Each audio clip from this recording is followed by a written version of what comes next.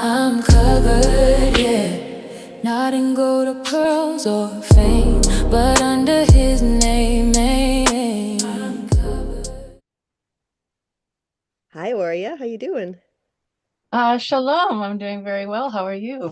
Good. I feel like we almost just saw each other not that I long think we did almost just see each other. Yeah. And it's crazy, like seeing you, like meeting you for the first time. It feels like I've known you forever. And now you adopted me, right? As your like adopted sister. Like I'm Yeah. your little sister now. We decided that it's done. My young and wise little sister. I'm down with that. I was trying to explain it to the kids. I'm like, do you guys ever just meet somebody and you feel like you've known them for years? Yeah, Yeah. that was such a blessing. And in that time, we kind of did a almost last minute recording Hmm. about is it New Age, and we were talking about the chakras, and a lot of people really liked it. I did not get nearly as much pushback as I thought I would. Yeah. So I remember you thinking that like we're gonna expect a lot of pushback. So I think that's good. the pushback was on people who saw the um, thumbnail and then unfriended me. So, good riddance. It's fine if you're not even going to watch the video and see what's presented. That's It's really made me funny. realize this idea of if you're afraid of the truth, you won't find it. He reveals to us what we're willing to open our hearts and our minds to. And if people are as I was for a whole year in a fear reaction of like, I'm afraid of everything that resembles the New Age. I no longer am. And as I told you, you're a big part of that because we can slowly go through these things and I can like honestly tell you if I feel like something is a bit weird and you don't take it personally. So I'm super Yes. Yeah, grateful of that you're course here. not. And I think Yeah. that you're helping me and you're also, I already know after that show went out only a week ago, this is just this is a match made on Earth. Hey, yeah, I mean, the way that I think about it, like if you look at like 10 years ago, where we were in our separate lives is like we were not in agreement on things. We were all blind in different ways and completely in different places. But in the Father's timing, He has poured out wisdom and understanding. And as time goes on, we're continually being brought into different levels of understanding and unity and being of one mind and one accord. And I think that the release of that first video and how much, positive feedback there has been, or people just feeling led to explore the same things, it just sort of feels like, we're in agreement on different things, and now we're becoming in agreement on something a little bit more. So it's just like it feels like just another natural step in this process of the Father bringing us all into greater truth for his glory. I mean, it's not for us, it's for him. So I think it's amazing. I love watching it. I love playing some part in it. So I'm grateful. I'm grateful. Thank you. All right. So today, like, we'll see where this takes us. We don't have an agenda or a set amount of times we're going to sit and do this. I think we'll both take whatever excuse we can to sit down and chat. Yes, Um, for sure.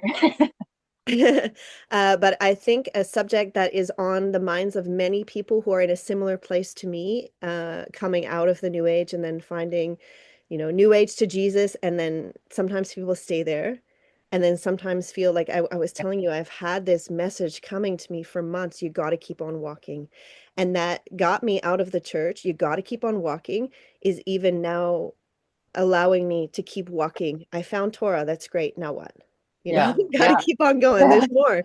There's more yeah. books. There's more things to explore. So, but one thing that seems an obvious sort of first/second show to do is about frequency. Because the terms frequency and vibrate, like the term frequency will make an ex New Ager cringe because we've thrown it away, because it doesn't exist. We've taken all the evil and we've put it in a ball and we've thrown it out, and then we haven't necessarily figured out where that actually came from, where the ideas came from. And they came from Yeah. our father, right? And then they were twisted. It's very clear to me. So I'm not anymore the person who's gonna like unfriend somebody for posting a thumbnail of is it new age. I'm so glad because like you would probably have unfriended me at one point. At one point. Oh, I there's no way I would. You were in this corner of TikTok that we don't go in. No, no, that's a new age uh Ruach HaKodesh is female weirdo. Like we don't Yeah. go over there. So, but Yeah. Yeah. it's his timing, right? So I was able to come across you and start talking to you at a time where I was open to, I mean, I don't feel like what you're saying is terribly controversial. If anybody hasn't seen Oria's testimony, that's a really nice place too, because you came in and you were starting to tell me how, your mission really is quite triggering for people. And I was like, well, what the heck is her mission? Because I admittedly I didn't know you, you were just this sweet girl that I met online and here we are. So as I was sitting down to record this, I looked straight ahead of me on the windowsill and I found this, which is a relic. This is probably the one remaining thing that I did not get rid of from my New Age years. So you Tibetan can singing tell bowl. Is that how what that old it is? is because I've got Yeah. ancient glasses. I kept it probably because I was just too lazy to dump it out. I don't even know that Cool. I'm going to dump it all out now because it's a bunch of money and stuff. I just kind of wanted to give it a strike, but um,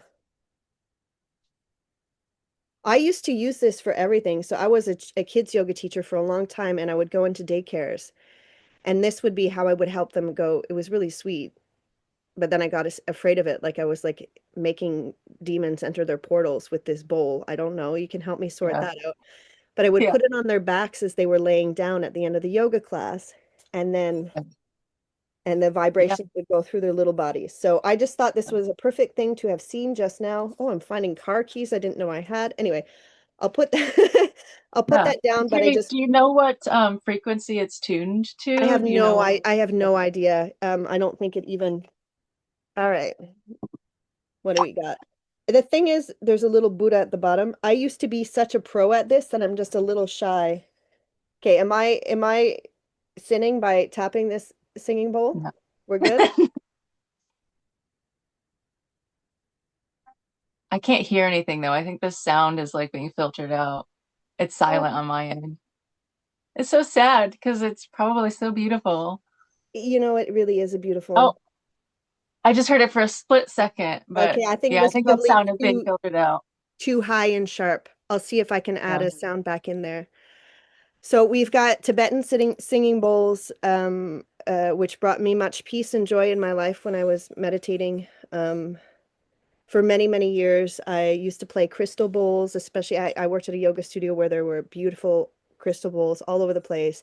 yeah, Tuning forks, other things I would like to bring up. So that's like like sound baths and sound healing. I know some people who do that. yeah, Um, and again, I just threw it out thinking it was evil. And now with it's almost like I'm more sober. Like I was in this like panic of throwing things out, and now I have a clearer mind yeah, to be able yeah. to I've go. been there. I've been there. It's like you go from one extreme to another, and it's like you've been shown the truth and you want the whole truth, then it's just so easy to like throw out things in fear and not have that balance. And I've done that many times in my life, and then later the father ends up honestly bringing those things back and showing me like, okay, there is a middle ground. There is something that uh, that is of me in this. Do Not you in have do you everything. have do you have examples, Oria? Like aside from what I'm saying now, we talked about chakras last week where I was like, because the whole reason these conversations started was you showed me your little person with the chakras at the end of your testimony, and I was like horrified, but that was only 3 weeks ago or something, and I'm much more warm to the idea. Yeah. I mean, honestly, like it's not necessarily topic based in that example. So for me, like I always loved like I grew up, my biological father owned a video store, and video games and movies was always like I grew up with that. I worked at a movie theater, I worked at a family video, like I loved movies and video games. For a while I was a video game streamer on TikTok or on Twitch, and I have like tattoos of like old Marvel characters, and so it was a huge part of my life. And when the father kind of woke me up to um a lot of how the enemy uses that industry, and I had really made it an idol in my life. I like got rid of all of my Marvel t-shirts, all my Star Wars stuff, all my like I got rid of my Xbox and like my video games and all of this stuff out of like this fear of like to from one extreme of like it was kind of an idol in my life to like getting rid of all of it.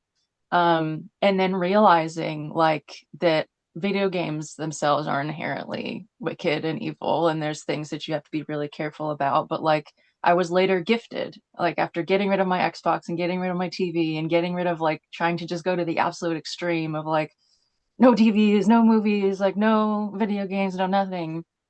Then I was like gifted a PlayStation 5 like a few months ago, and it's like, all right, so learning a happy medium of the father, like I was raised with these things, and I think I'll always enjoy, sitting down and playing a video game and learning like that there's balance, that the father gives us things and we're in this life and he wants us to enjoy this life. And there's a balance of not making something an idol, being wise about what you're letting into your mind, and um, you want to make sure that what you're observing is something that isn't attached to like demonic energy, like when we'll get to that. But yeah, it's like learning a happy medium of like it's okay to enjoy things. Amen. It's so refreshing to hear you say that. So I think he's outed himself. Jesse plays video games. Jesse yeah, at some point in his life played too many video games, you know? yeah, yeah, Um, so when I met him and I realized he played video games, I was still on the tail end of my like church experience of being afraid of anything worldly. yeah, And he said very similar to what you said. We're always we actually, me, Jesse, and my son play Magic the Gathering, which is a card game. Um, we played a lot actually, and there's always part of me like, oh, because some of the images are rather like they're scary images, and I'm like, I'm yeah, not at a place where I'm convinced to take this away from anyone, it's the we anyway, just to say there are worldly things that we all still do, and I don't think that necessarily equates to sin. yeah, Being aware of what we're doing, and not making those things an idol is what we're talking about, right? yeah, yeah. So like one example, like after getting rid of all of this stuff and fear, so something I don't know if you're familiar with Dungeons and Dragons and like the role So it's a playing. very good do you know Magic the Gathering? So I know it's They're like probably similar to that. there's Yeah. so it's the same kind of people that play these things. Yeah, yeah, yeah. So I was a total trip. Like I cosplay, I dressed up in costume. I have pictures of me in full like paint all over my face and in full like movie style gear, and like it was a whole other version of me, and playing video games a lot. And even when I streamed on Twitch, like I used it as ministry. I, prayed with people, and I really thought that I was going to be a bridge for these people that like just play video games and don't encounter faith. Like to me, using that as a ministry. And so when I threw that all out, it was like the father was showing me like there's a whole group of people where video games and fantasy and that sort of thing is like their whole life. I mean, I was in that for a while. And so recently, like literally this month, one of my friends, they are like, they believe in God, but they're kind of still not quite understanding. Like they believe in the universe, and they've explored Hinduism, and they're coming from like searching for information anywhere. And they're such great, loving people. But the husband plays Dungeons and Dragons like all the time. And so I went over to their house, and he helped me create a character and like the backstory for my character. And like I felt myself like settling in and realizing like I'm talking about my faith and the Most High with these people while I'm also enjoying creating a story. And I like settled in. I was like, okay, like this is okay. And I need to understand like this might be the way that like is like a door in to reach people that wouldn't ever step foot in some sort of like religious organization or whatever. And so I'm right now finding like that happy medium or something like that of like I've always been curious about Dungeons and Dragons, but like it was tossed out with like video games and fantasy things. And so it's finding that happy medium. It's not, this conversation is not even really related to frequency, but I think it's like there's too far to the right and too far to the left in just about everything.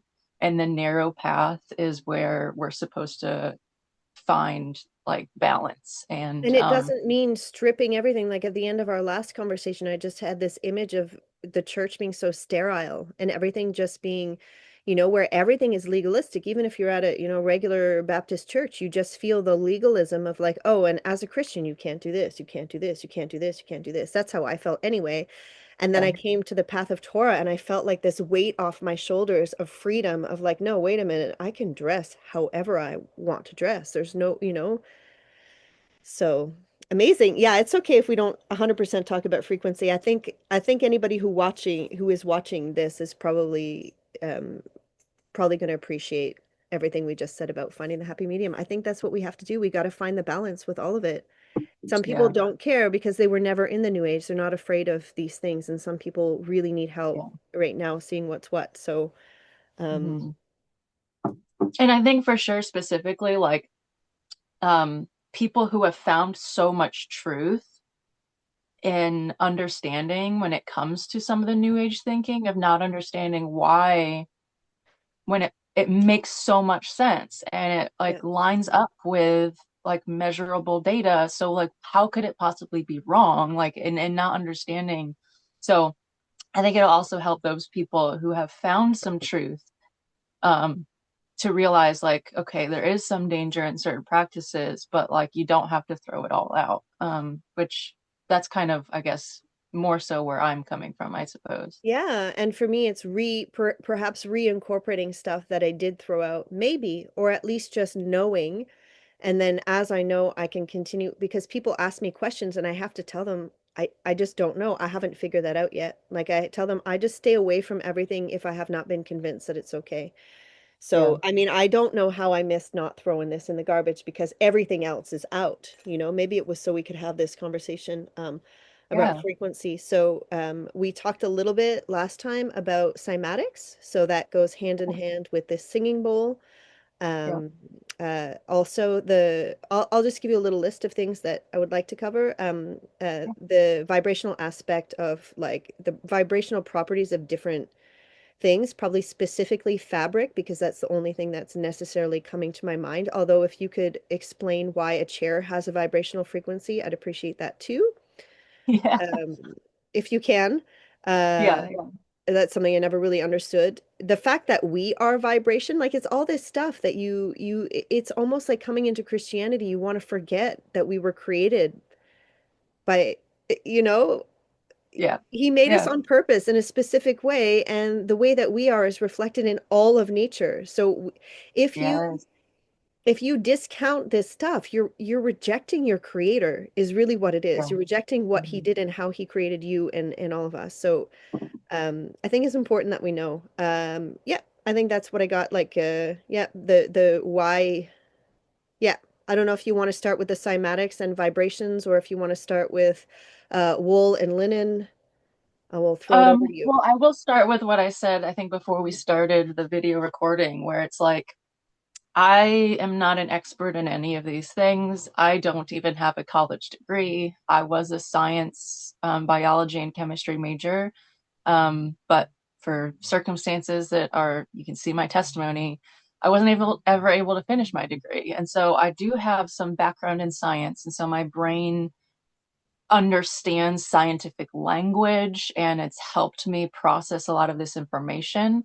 But like, I haven't followed any specific teachers, or a lot of this outside, or like a lot of this understanding has really come from pursuing wisdom with the Father, observing creation, a lot of it being an artist. So when it comes to like artistry and musicianship, I mean, I play guitar and sing and painting, like all the different colors of the spectrum. So like it was just observing and being in love with the Father and his creation and sitting with him and meditating with him outside, like, and by meditation, I mean like soaking in and dwelling. So, like, as a cow chews the cud to get out all of the nutrients, to just sit with the Father and think about the colors that he's showing me and how he's taught me to paint. Like, I have no training on painting.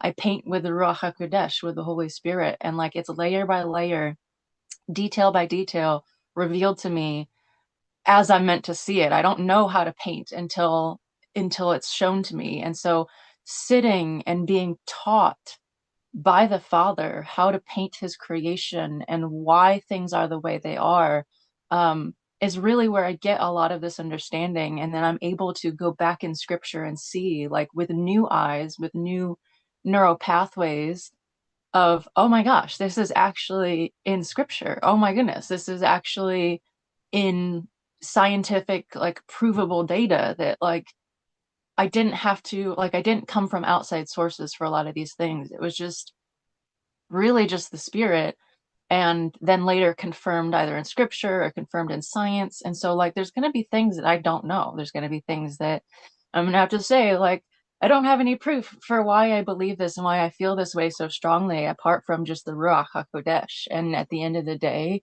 people are going to have to test the spirits, including mine. And I fully believe that, like, we're able to perceive things. So I just made a video. We're able to perceive things only in ways that we have neural pathways to perceive it. And things, when we're presented with things that are brand new, it creates new neural connections to potentially perceive new things.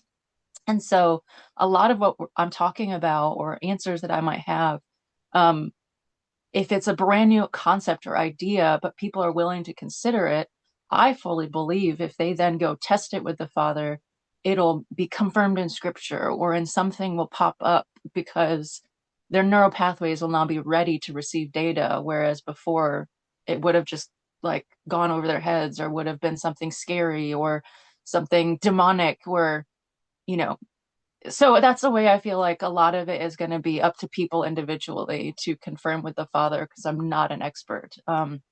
I just have spent years, I guess, being who I am, in love with the Father, and pursuing him through his creation as an artist. And so, and just like that science background just helps me understand things with, like, certain language and ways of thinking that's more scientific. I guess that makes sense.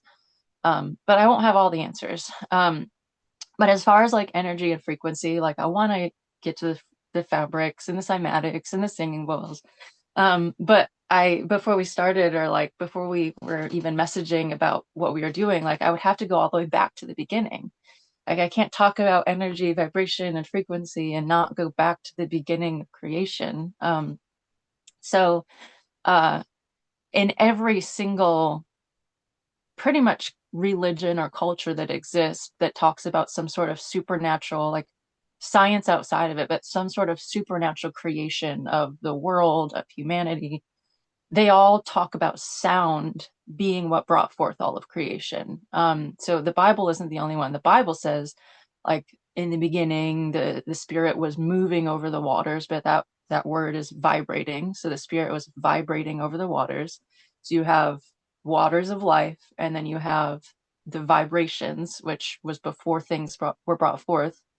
And then you have the Most High speaking, let there be light. And that is what began all things. But in other cultures, it's like a god blew a conch shell and brought forth life. Or, I mean, there's lots of different examples, but it's more understood in supernatural understanding that sound is an energy, and frequency in that way is what brings forth creation. And so I guess we can get to cymatics, but to explain, I mean, where to begin? We think of energy, sound, and light, and thought, and even plasma. These are different levels of energy, or octaves, you should say. They're often depicted as, like, waves, you know?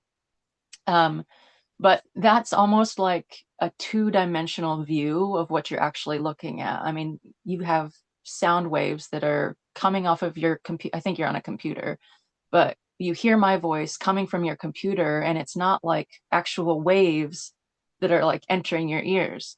Those images are almost like a cross section of what is actually there. And so I'll send you an image to put up later about this. So when we have the electromagnetic spectrum, we have 7 different types. We have the visible light spectrum, which is in the very center, and we have ultraviolet light, and we have radio waves and microwaves and gamma ray waves.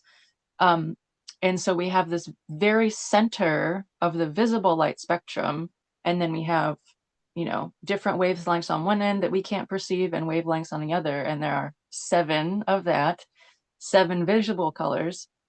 And so we see it depicted as, like, waves like this.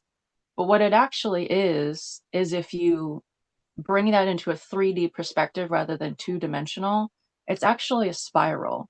So it's a spiral of sound that is traveling. And what you're seeing is like if somebody like cut right through the center and looked at it from the side, that's where those waves, but it's really like this, if that makes sense. So I'll show you images to help depict that.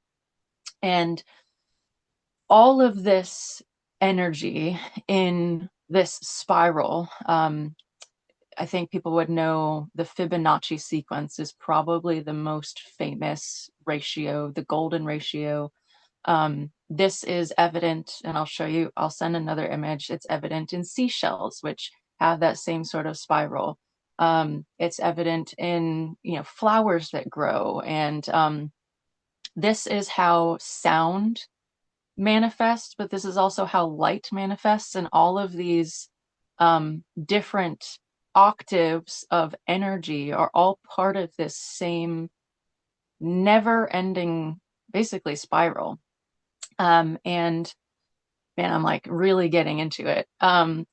Depending on the frequency of what you're dealing with, it changes the length of the wave and the frequency of the wave. And so we have energy that's like really expanded, and then at the other end we have energy that's like really, really condensed. And so your thoughts are one form of energy. The sound or the auditory spectrum is one level of this energy. The light that we see and perceive is another form of this energy. Plasma, which is sort of like conscious light in a way, is another form of energy. And it all is part of the same whole, the part of the same whole. And so what we actually have in this reality is energy all around us in lots of different forms and frequencies. And what our physical vessels are, which is like our bodies, our hair, the fabrics, everything has its own frequency. And it's just energy that is so condensed that it actually becomes physical matter. But it's still just energy. It's just a very condensed form of the same energetic waves. And so how everything is made up, you talked about a chair, and we could talk about linen and wool and different organs in the body, why our body has energy, why our blood has energy, why different paint colors has different energy. Like, why is this highlighter one color and why does this look the same? Why is this a different color? So colors and it is dependent on the chemical makeup, which is the energetic frequency. And so I guess I could go back to we all should be somewhat familiar with the periodic table of elements. So these are like the building blocks of reality, essentially. And in school, it's like this weird chart of just a bunch of blocks together with numbers, and it's separated by the number of electrons and neutrons and protons, and there's gases and metals and all sorts of different things. And I fully believe that they've structured it in this way to kind of completely disconnect. Like, you have to kind of like memorize it, and it's all separated and blocky and hard Oh, to it's really. torture and it's Yeah. completely not intuitive and it's very uninteresting. I never memorized Yes. that thing. And my Yes. kids go to public school and they try to do these things and I'm like, "Oh, I see so much of Yeah. like guys, like what's the point?" I mean, I shouldn't really say that stuff to them. They have to memorize it. Yeah. But I hate Yeah. busy work, you know?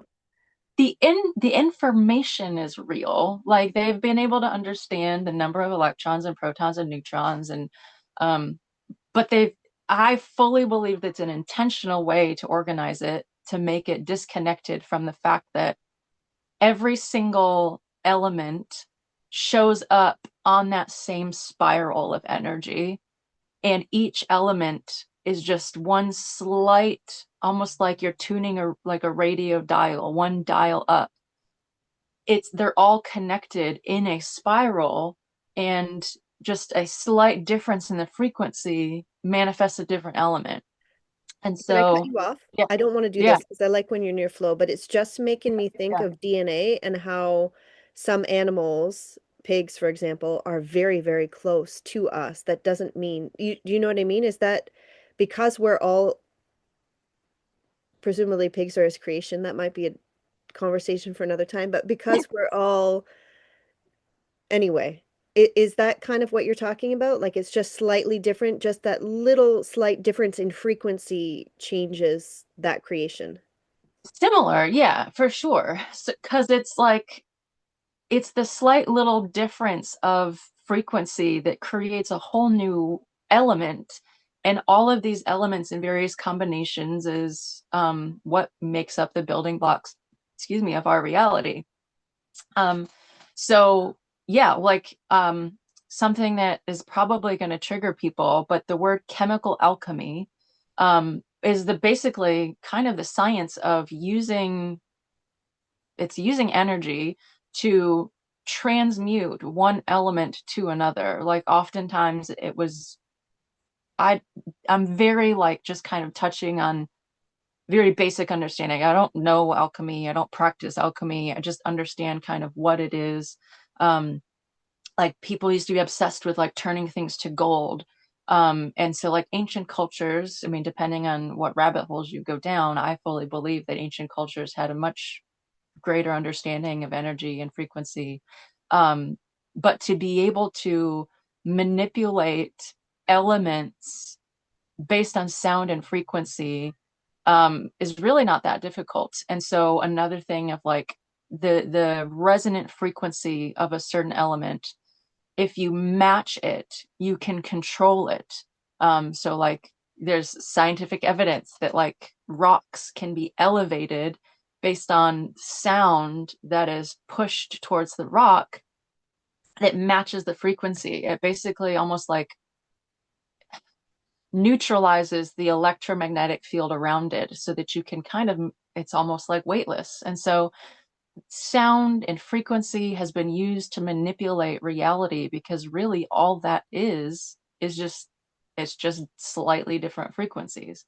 So I know I'm kind of rambling, but this is why all of reality is different. It's slightly different frequencies, but it's all energy. And what we perceive as physical matter, I mean, you learn in school, even public education, that an atom is like this much physical matter, and then so much of its size is just space. It's empty space. And like I remember learning in biology and chemistry in school that like it's only perceived that we're touching, like I'm touching my table, but like most of that is empty space. Most of that is atoms that are moving around. Like they're not even fully solid and stuck in place and like right up against each other.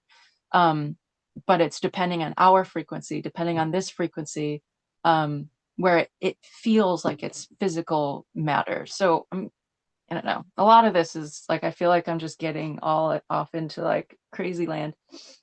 Um, but so going into, I guess this is like a really good segue into the linen and wool and mixing fabrics conversations, because linen and wool both are natural fibers. They have some of the highest frequency of the natural fibers. And so I guess going back a little bit, when we're talking about physical matter and we have like a chart of frequencies, when something is low frequency, it is less life-giving. So just a general number, the human body, a healthy human being, their whole body, if you were to just look at them as a whole, we have different organs that have different frequencies, but as a whole, a healthy human vibrates at about 100 megahertz. So depending on what you put on your body and in your body, it can either bring like a raise in that 100 hertz, or it can bring a lowering of that 100 hertz. A person who's sick and unhealthy can be around 40 megahertz because their body's not functioning correctly, their organs aren't functioning correctly. A dying human body can be from 15 megahertz to like 50 megahertz, depending on what's going on with them.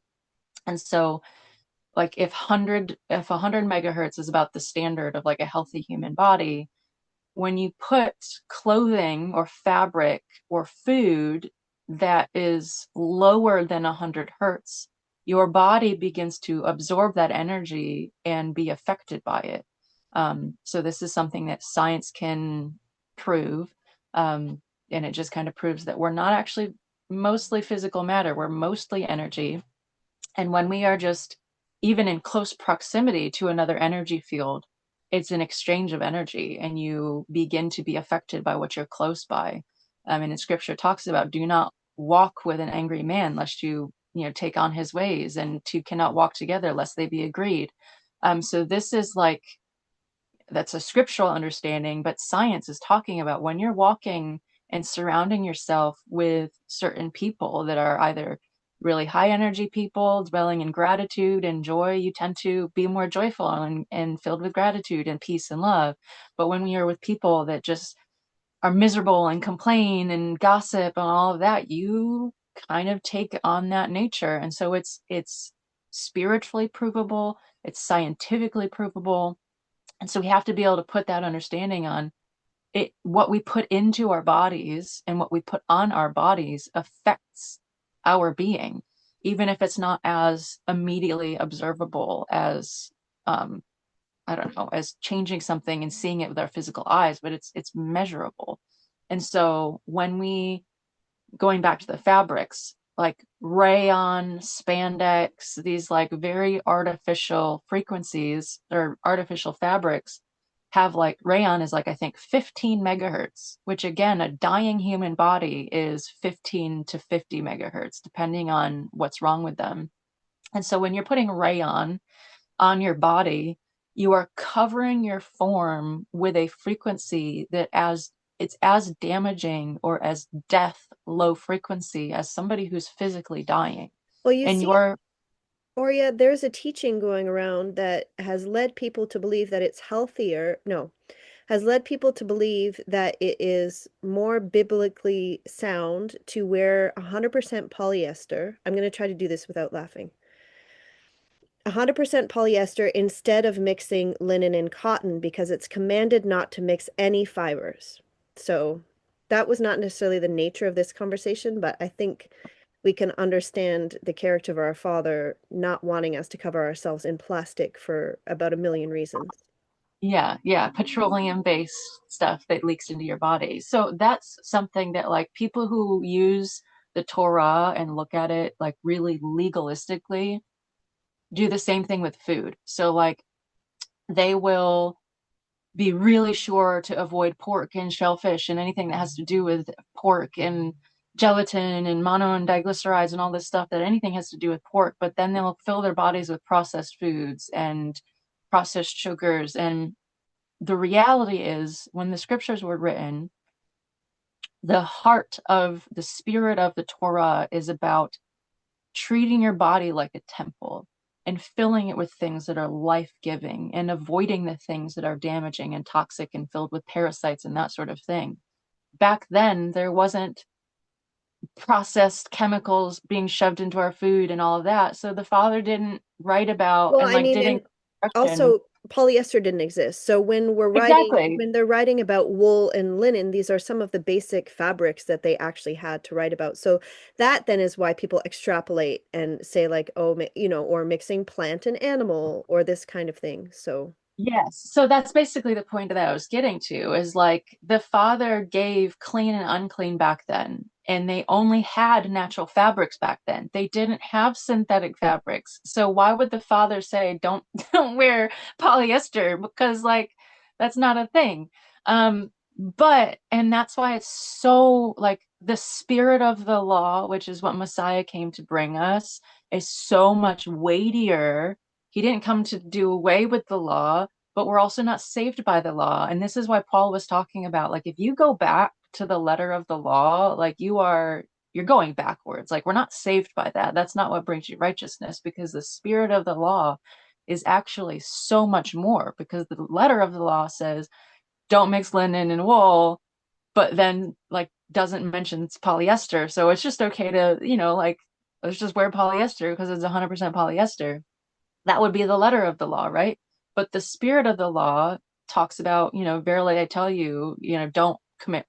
The word says don't commit murder, but I say if you look at your brother with hatred in your heart, you're committing murder. There's a level of, it covers so much more, and it's about the law being written on our hearts and Which allows having, us to differentiate between and not allow ourselves to become legalistic and fall into that ditch, right? You sometimes have to yes, use almost common sense to say, well, no, we shouldn't be wearing polyester. I would rather have 99% cotton and 1% spandex logically, and I don't think that that's a sin.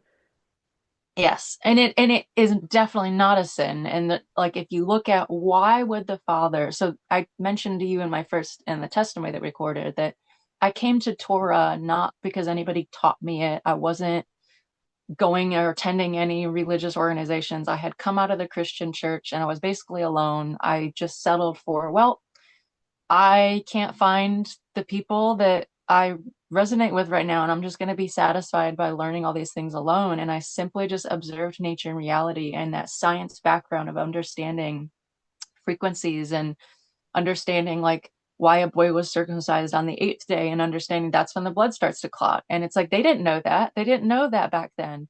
And like understanding that pork is filled with parasites, and it always has been. And even if it's raised ethically, like it's still very dangerous meat. And like logically understanding that, I mean, I know we're getting into the food thing, but it's such a big polarizing thing is about the food. Like shellfish and that sort of thing, and bottom feeders, like they're meant to keep the waters clean and keep the ecosystems going. And now our waters are polluted because we're fishing and eating the things that are meant to clean the waters. And um, what they eat the garbage and pollution, and that affects their energy. And that's what we're putting in our body is meat that just feeds on garbage and pollution. And it's like, okay, so the letter of the law might not give you all the reasons why, but if you just, whether or not you understand the reason why, they are so good to follow. And so going back to the fabric thing now, um, if we understand that the human body has like 100 megahertz, linen has about 5,000 to 6,000 megahertz frequency, which is why hospital beds used to be covered with linen and wool, because it is literally, when you have 100% linen, or even high, like mostly linen, it is a high frequency fabric that affects the energy of the body and literally begins to raise the frequency of the body. It allows the body to heal better, to be more efficient, um, in the natural processes that your body go through, which is, we'll get into sound healing as well, and the bowls, because it all has to do with it. Wool has the same frequency. Wool, like linen is like a warm weather fabric, and wool is a cold weather fabric. So like logically, I don't think you would want to mix linen and wool. But the reason why it specifically talks about not to mix linen and wool, it doesn't say it in scripture, but science, when we have linen, which has a 5,000 to 6,000 megahertz frequency, and wool, which has the same frequency, but they are almost like contrary, like one is for summer, one is for winter. They're contrary frequencies. So they have the same, it's like if you look at that graph again, like of just the energy waves, the frequency of the wavelength is the same, but when one dips up, the other one dips down. So they're like basically going like this at the exact same frequency, the same ratio, the same time, the same wavelength. And so when you mix linen and wool, those frequencies completely cancel each other out. And so you have linen, which by itself is naturally very healing to the body. But when you mix it with wool specifically, and they have that frequency match, essentially, you're putting something on your body that is even less healing than a dying body, less healing than cotton, less So, but healing again, than, when we know the character of our Father and how he put these rules in place in order to keep us safe and healthy, this makes sense. When we don't know that, we start to get in the mindset of like, oh, well, he said it was a sin to mix cotton and or to mix linen and wool, so I can't mix cotton and linen. You know what I mean? It's like you if you know the character of why he put these rules in place, and I've heard like people think that this is woo woo what you're saying. So for me, I dismissed it because, well, I didn't dismiss it. Most of my wardrobe actually is cotton or linen or wool. yeah, I didn't throw my stuff out. I just slowly replaced stuff at thrift stores, etc. yeah, Not because I felt like I was sinning, just because of the logic that you're talking about. These are healthy, breathable fabrics. When I'm dressed wearing linen, I feel like I'm in my new body. Like I feel like I'm floating when I'm wearing all linen. You know, it feels good. You know yeah. that it's healthy. Mhm. But I guess I don't understand the motivation of dismissing this as woo-woo when it's science. It's like clearly you Well, can because it's fear. I mean, it's fear. Sorry, I interrupted you, but no, it's you a said fear-based response. It's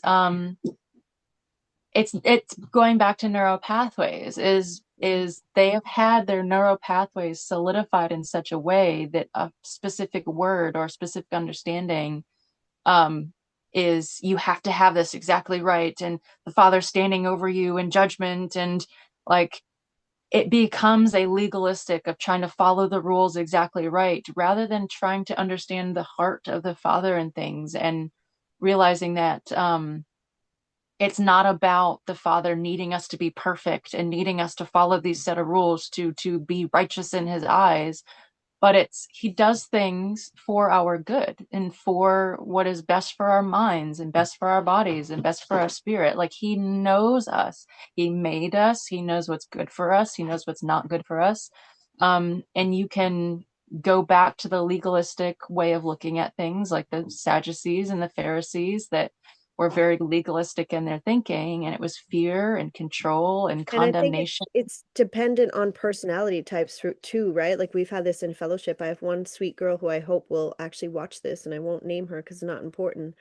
But, you know, the stress of when the Sabbath starts or the stress of when this or that and not understanding that it's the heart. These are the heart matters. This is what we mean by the spirit of the law, not the letter of the law.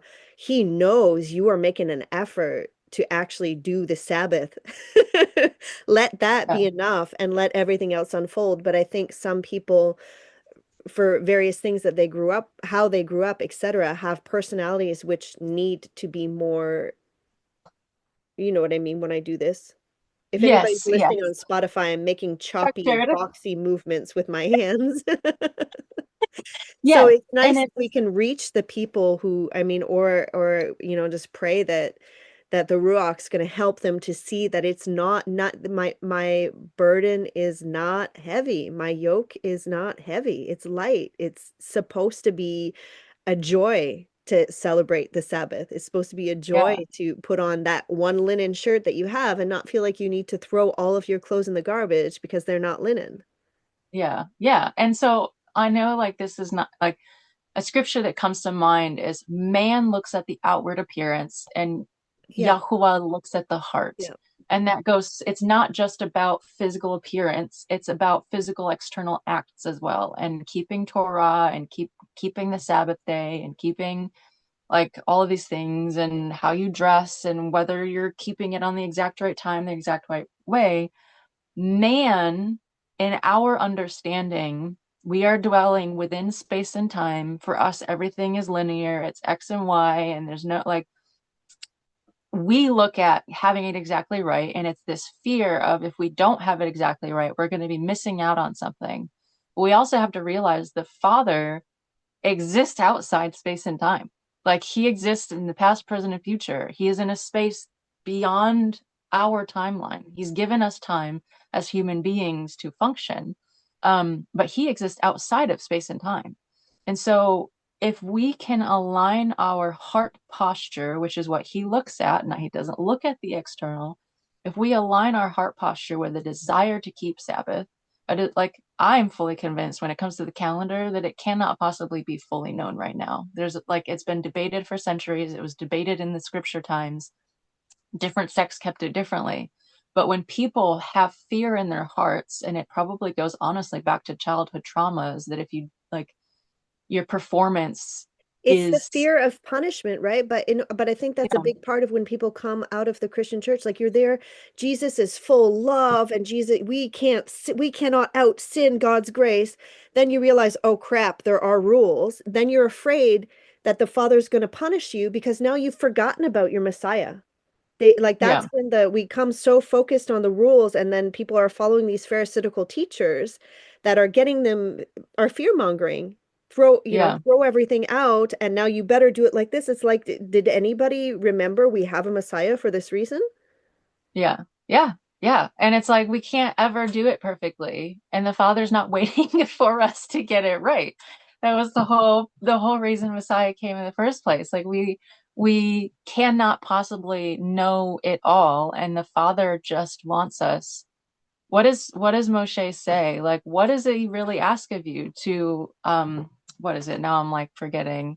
Um to seek justice, to love mercy, and to walk humbly before your Elohim. And this is the man who brought the Torah and the Ten Commandments to the people of Israel, talking about if you do these things and you walk in these ways, then the Most High will be with you.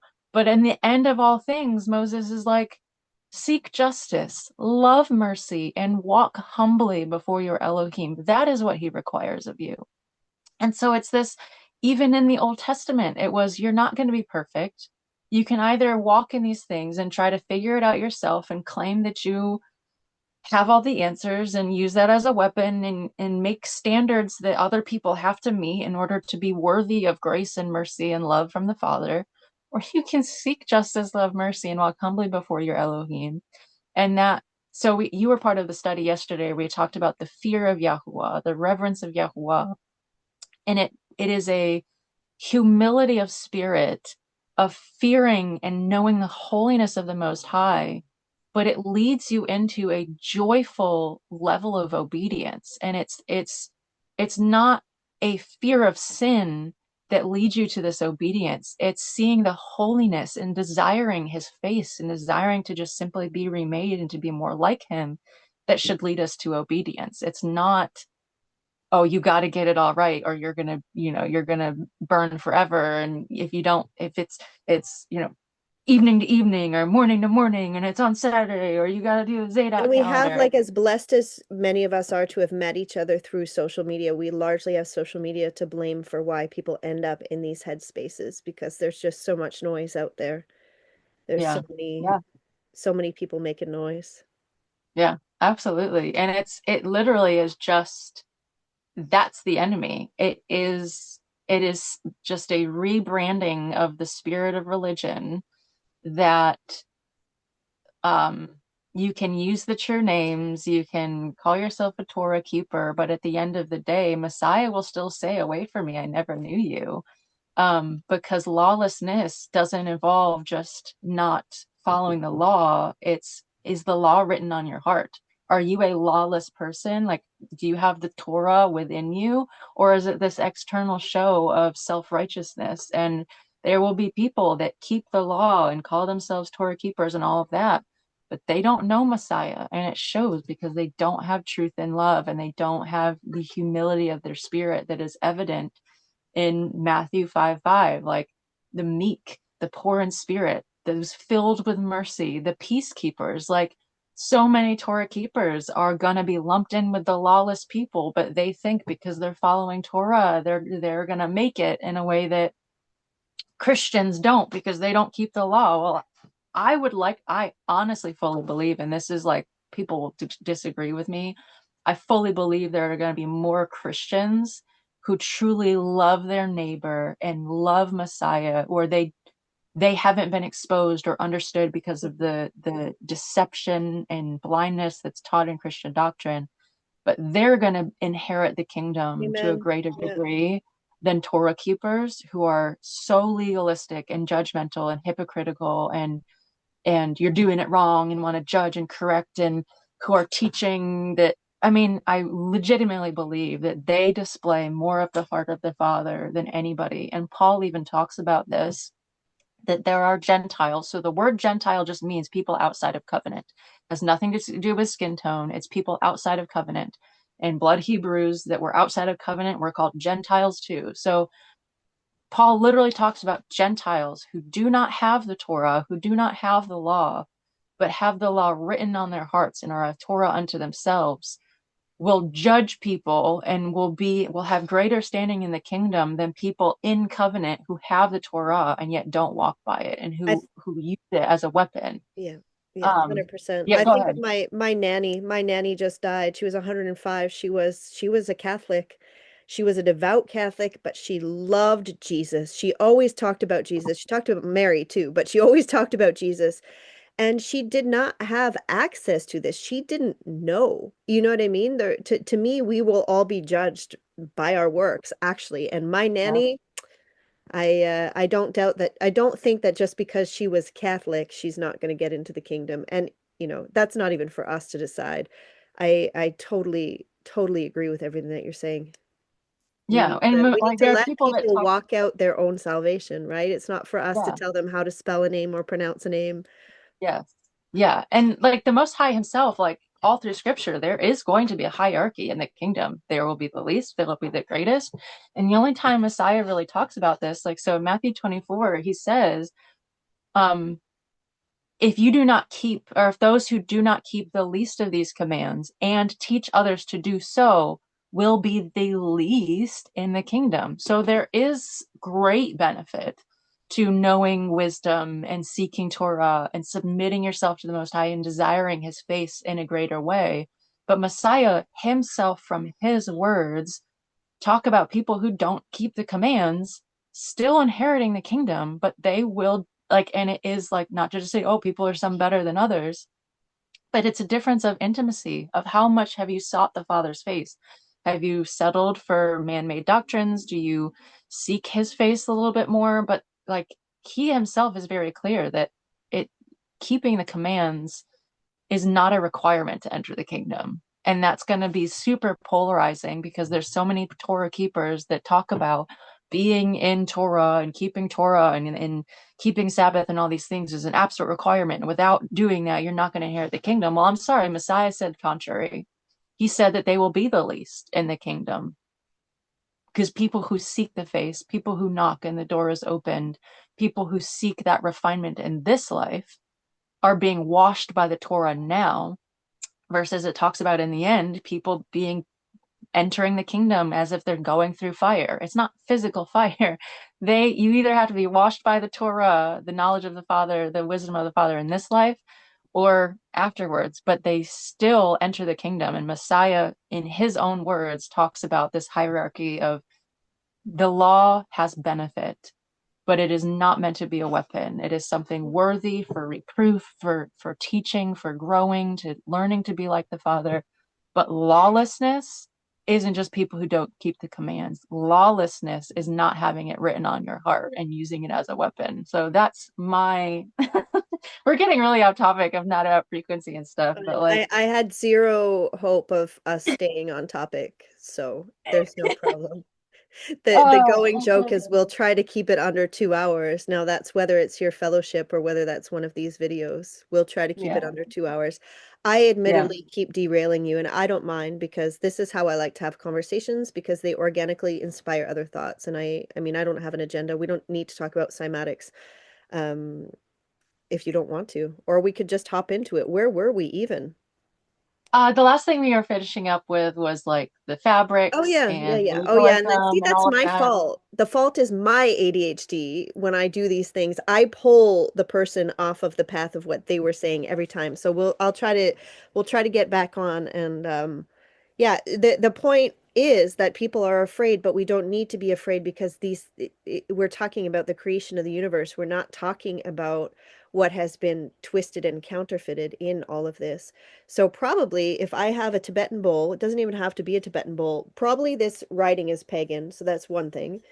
But if I had a plain bowl that didn't have like Buddha sitting in the middle of it, and I'm using it to benefit from the frequencies, So could part of this exact bowl be pagan because of the images and symbolism that it has in it, but the actual structure of the bowl, which makes vibration not be pagan inherently? Yes. So if we, and I fully believe that this is why the bells in the cathedrals were removed. Yes, I And wanted to talk about the bells.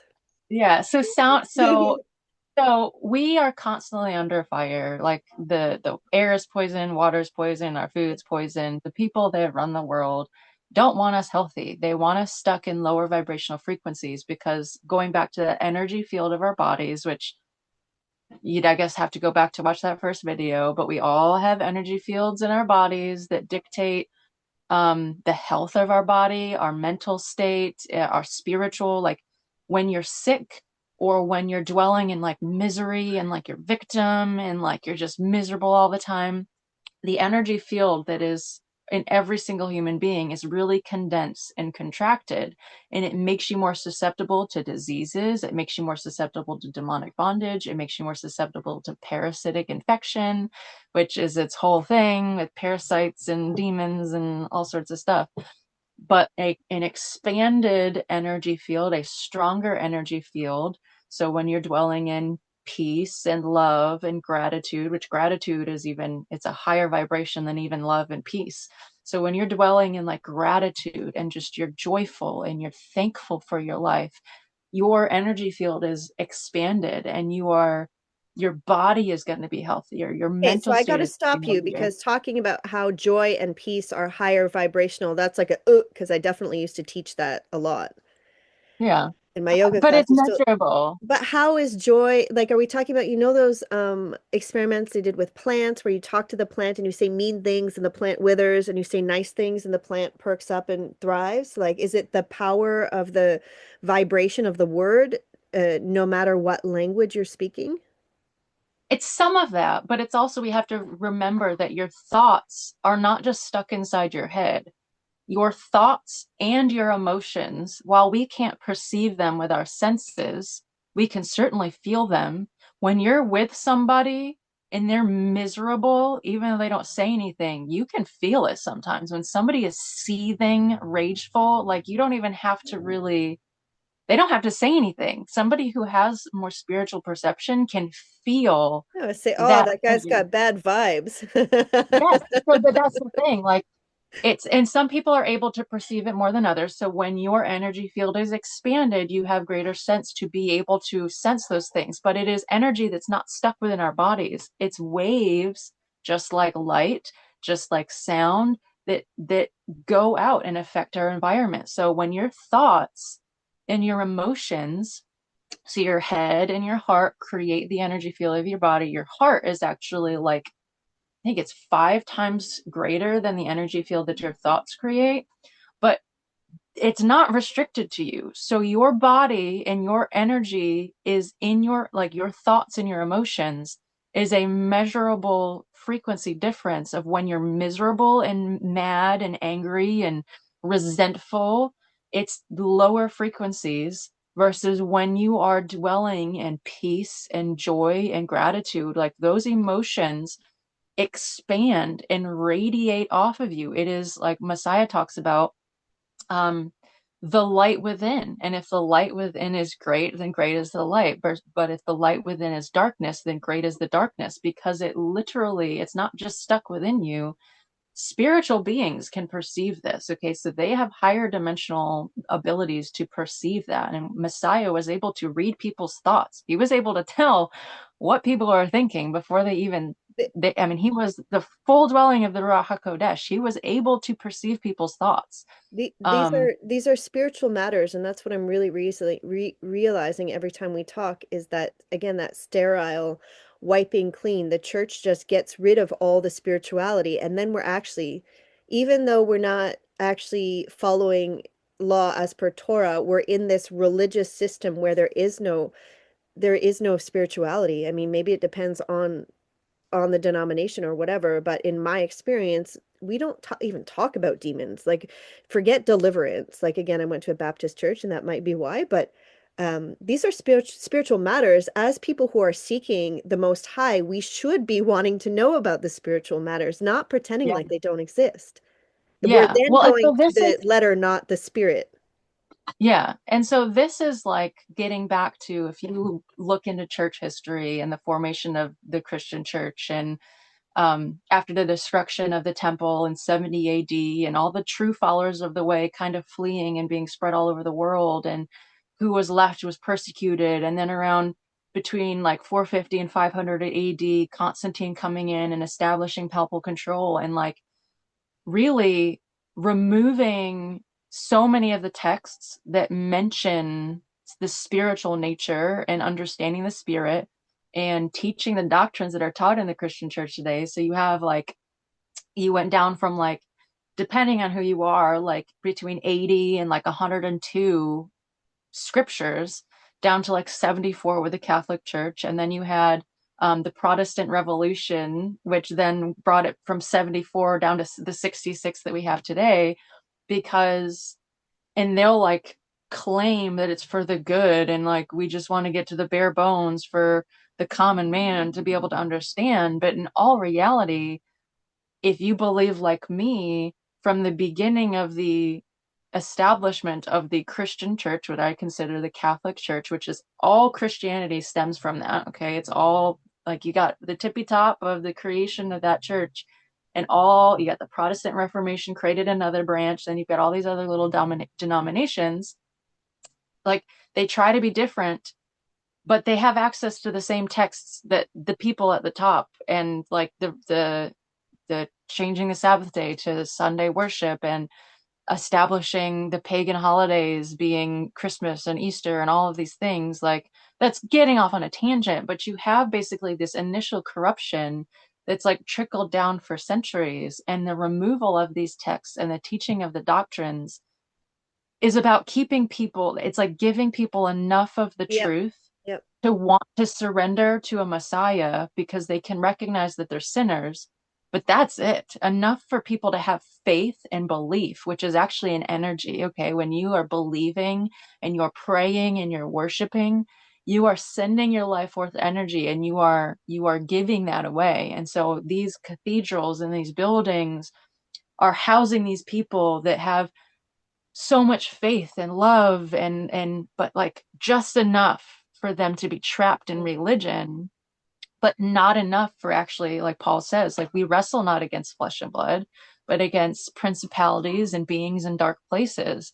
So like, I've talked about it for like years, of like, Christians essentially are fighting a spiritual battle with their hands tied behind their backs and a blindfold on, because they're they've been robbed of the scriptures that show you what is actually there in the spiritual nature, and what it actually looks like to be a child of the light, and the actual weapons and authority that we have in the kingdom. And like, it's such a, like, it's not only something that's not known, but it's then demonized in the Christian church, and it's not accidental. Like, and this is like, I'll say it's like for entertainment purposes, like, we're not gonna, it's my own conviction. But I fully believe that, like, going all the way back to the beginning with the master Mayhans and their secret combination, the secret wisdom to control people and to harvest their energy. This is something going all the way back then.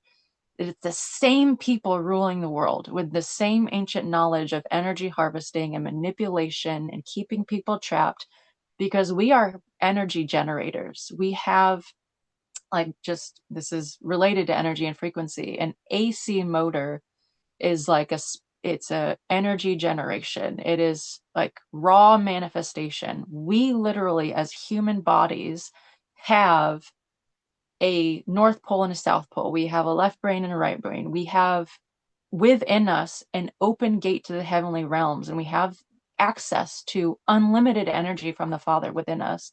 And the people that know this world know that. And if they can keep, I mean, you've seen the movie The Matrix, probably, with where they take the red pill or the blue pill, and you can go to sleep or you can wake up.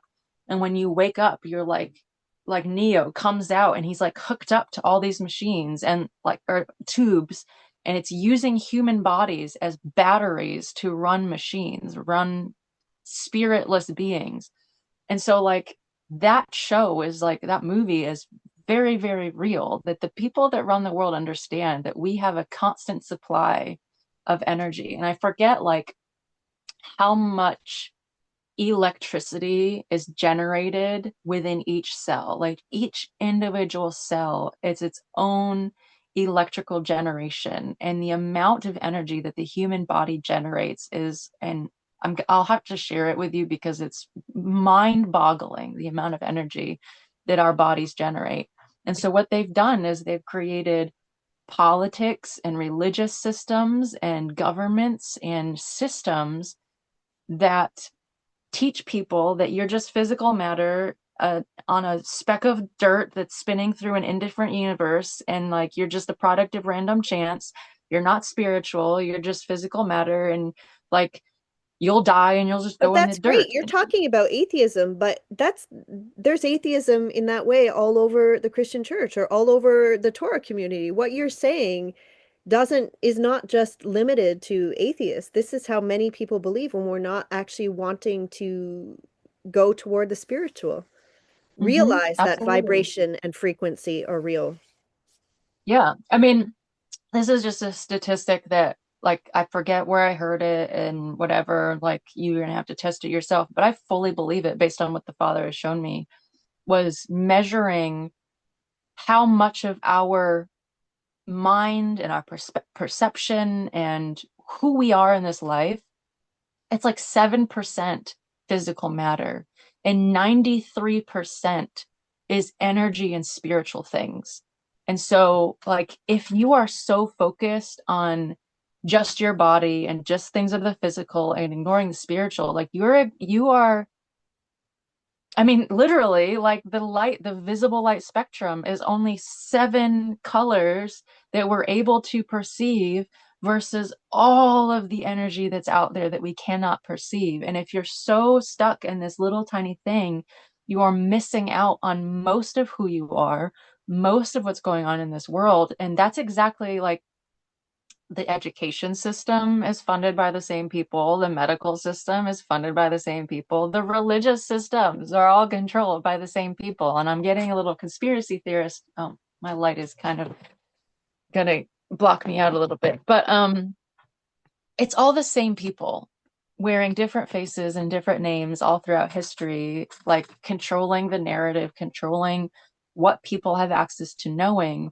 because the truth is so much greater. And then they feed us movies and TV shows and things that actually contain so much truth, but they put it forward as like fiction, so that our so people's brains are literally brainwashed to think that that's just fantasy and that's just made up, and it's very intentionally that way. So I don't look at Christians and people that are atheists or people like as if they're the enemy. They're victims It's of the a system. institutions. I know so many people think I hate Christians. I don't hate Christians for a second. I do, however, have hatred toward the very, very bad people who are steering the masses away in all the ways that you just mentioned. The institutions that are built from day one when you send your kid to daycare, to school, to university, how many of the people that were awake in 2020, like yourself and myself for various reasons, dropped out of university. We did not get to the point of indoctrination enough. Like Yeah, the smartest yeah. people I know didn't get through university is the reality of it. And for Mm, me, I tried a couple times at finishing my degree and I just was like, I just could not do it. I was like, get yeah, me out of here.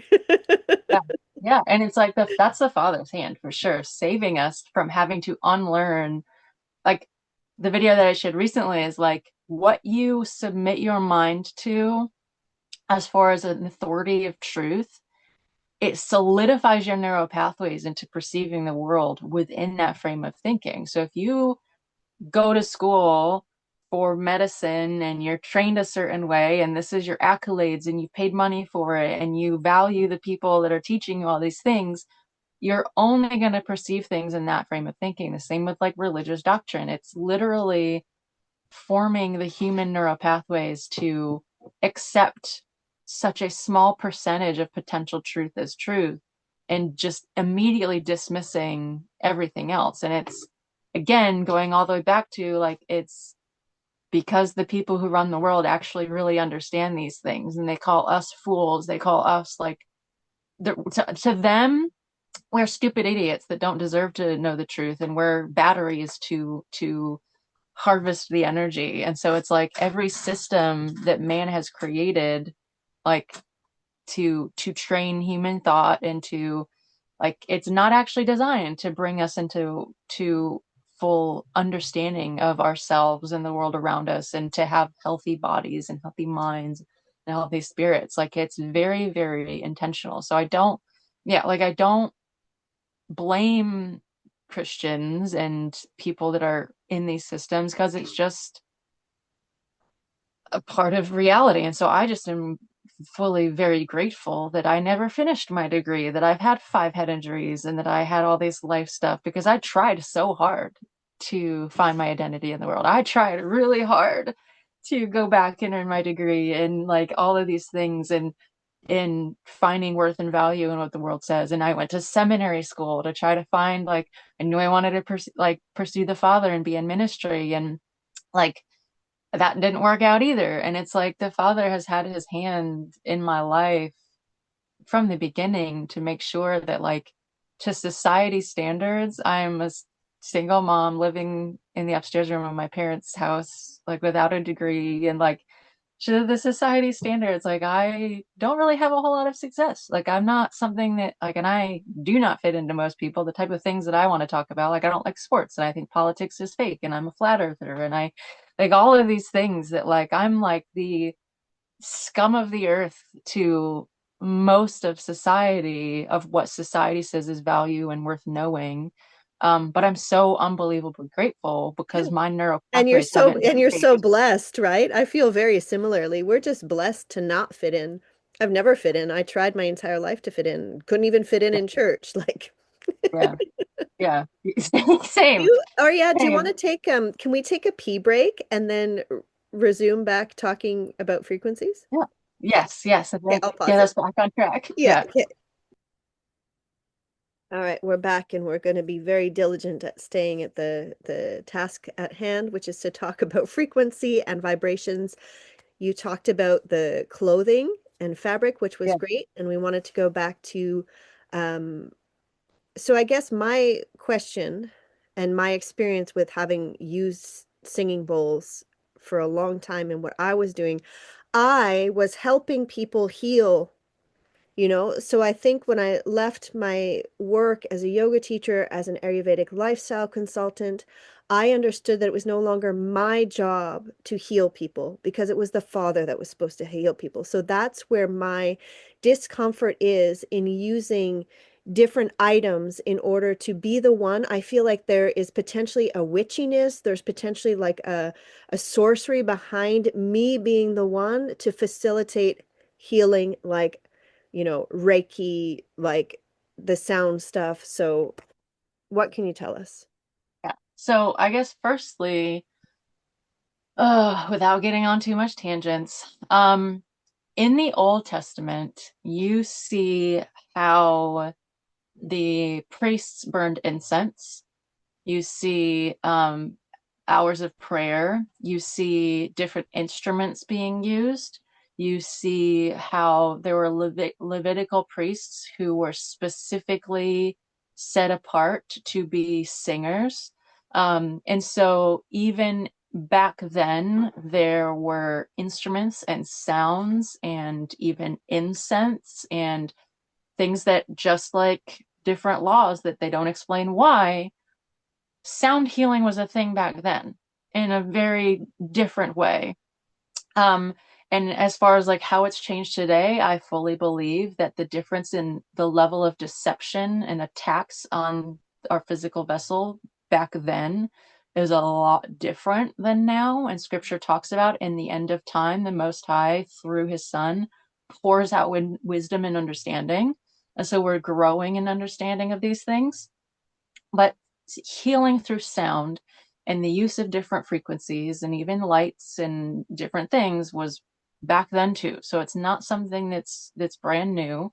And so getting to, I guess, modern understanding of these things, there are frequencies, just like fabric can be harmful or beneficial for our forms. There are frequencies that can be harmful or beneficial for our forms. And something that sets today's age apart from every other age that's passed is back in I think it's 1940. I'm not sure on the date. Mid 1900s, I think it's early mid 1900s.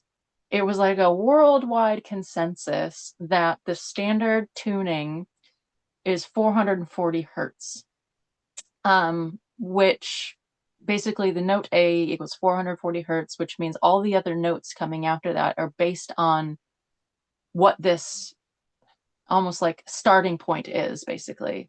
But the problem is, like, our bodies are actually naturally resonating to, I'm sure you're familiar with the solfeggio frequencies. Okay, so these are frequencies that align with the different energy points of our body, the overall frequency of the human body, the frequency of the earth itself has its own, the Schumann frequency has its own resonant frequency. So everything around us is frequency. But from 432 hertz, 432 hertz is actually like what is very natural and harmonious to our bodies, our energy, our cells. And so to go from 432 hertz to the standard tuning, because all the instruments are tuned to 440 hertz, all the music that we listen to is 440 hertz. It is actually a slight dissonance to our bodies, to our minds, and to our cells. And so just briefly going back to the fabric, mixing two very different fabrics can sort of create a little dissonance. And so like having a linen and wool mixture completely cancels out, but having linen and cotton, whichever the greater frequency or greater percentage is the stronger frequency, but there creates like a slight little dissonance, and it's not as easily accepted by our cells versus energy that's very naturally aligned to organic biology. And so it's kind of complex, but going back to this is that we are now in this age, we are bathed in radio waves and microwaves and 5G and 6G and all of these things that, like, oh, it's just for internet and when you can't see it. But like our Wi-Fi signal, our phone emits frequency that's very damaging. Like if you actually get a brand new phone and you actually read the pamphlet on the inside, it literally says, like, who does that? Who actually reads it? It says, keep this device at least 20 inches away from your face, 20 inches from you, because it is that damaging. And depending on your frequencies, like you talked a little bit about DNA and cymatics, your DNA, and I'll send you another image to put up here, your DNA in one view looks like a double helix spiral. But if you look at it from like top down, it looks like a cymatics pattern that you'd see on like a stained glass window of a cathedral with like these beautiful symmetrical patterns. And so your DNA acts as like a antenna to pick up frequencies.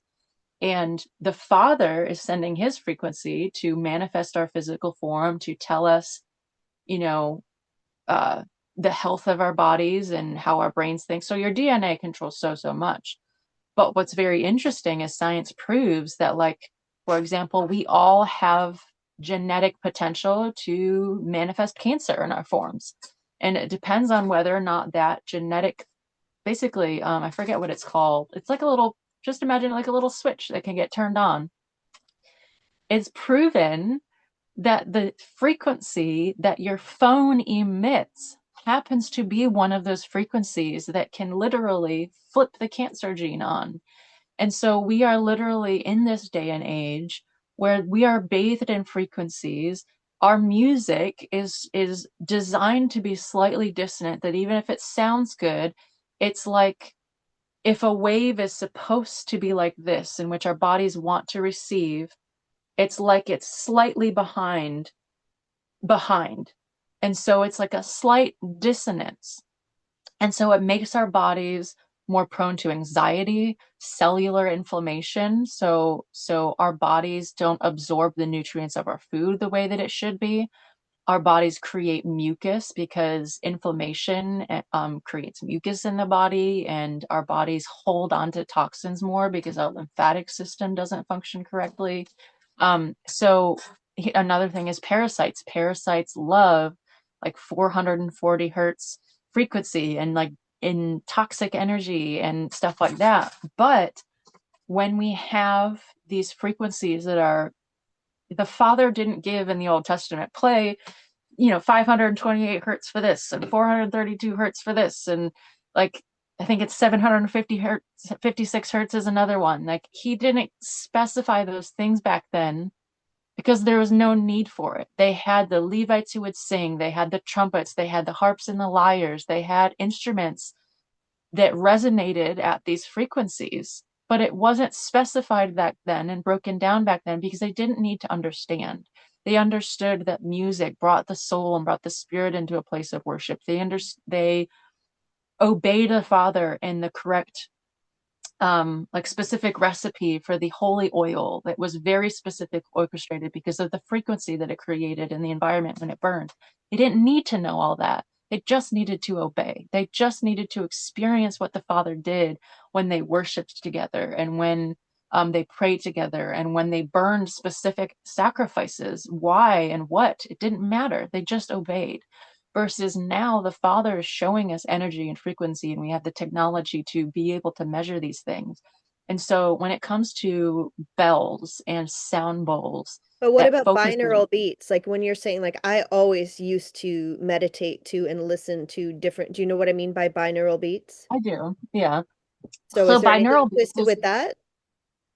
that's something that I can't say for sure. I have listened to binaural beats, and as somebody who is neurodivergent and has overstimulation and has a hard time centering and anchoring my thoughts, and my thoughts go all over the place and whatever, binaural beats I don't believe are inherently dangerous because it's just two different frequencies, and then your brain is able to create this third frequency, and it sort of grounds and centers your thoughts in combats. Like we are literally bathed constantly in these artificial frequencies. And so like going back to the chakras, each energy point, it's measurable. You can call it chakra, which just means wheel in Sanskrit. We are wheels within wheels. Or you can call it the seven seals, that who is worthy to open the seven seals? Only nobody on heaven and earth except the lamb who was slain. The scroll that is written inside can be opened with the seven seals. Okay, so it's in scripture. It's not just woohoo. It's not just this hidden knowledge that is only accessed by New Age people. The Father gives us in what is comprehensible in scripture times what is able to be understood. And so the root chakra, the root wheel, whatever you want to call it, has its own frequency. And there are, like when you get the sound bowls. So I have a set of crystal bowls that I don't have here, but I bought them and they're at my friend's house, and I was sharing with you. We have like joint custody. If I want to go get them, I can go get them. I just don't have room for them here, and I'm terrified of breaking them because they're just so beautiful. But there's 7 of them. Okay, there's 7 of them, and each one is tuned to one of the solfeggio frequencies, to one of the frequencies that line up with the energy points of the body. And we were talking earlier about like when you have a mineral or an element and you can match the frequency of that element, you can influence it. You can move the element back and forth. You can even alchemicals or whatever, like you just slightly changing the frequency of something, you can change something. And so when you are, oh, actually, you know what, I want to get into when you have a guitar, 2 guitars in the same room that are tuned to the exact same frequency, and you pluck one string on one guitar, the guitar that's tuned the same way, that string that you didn't pluck will start to vibrate. Or if you have metronomes in the same room, you can set them to completely different frequencies, but eventually they find the same synchronicity. They end up coming into agreement. Okay. So sound healing is that same understanding. And why sound bowls work is because you have given by the Father. The enemy didn't create your body. The enemy didn't create the vortexes within you. He didn't create these things. He took that understanding and used it as a weapon so that so much healing and truth is found outside of, religion and faith. But the sound bowl that is perfectly tuned to a 432 hertz standard tuning of what that energy center in its healthy state, when your body is in a healthy state, it should match that tuning bowl. That should match that in that energy center. And when you, like what you were doing with the sound bowl, a healthy frequency that combats the 440 hertz toxic energy and radio waves and all the crap that we are bathed in that affects our DNA that we pick up on, and it changes the energy of our body.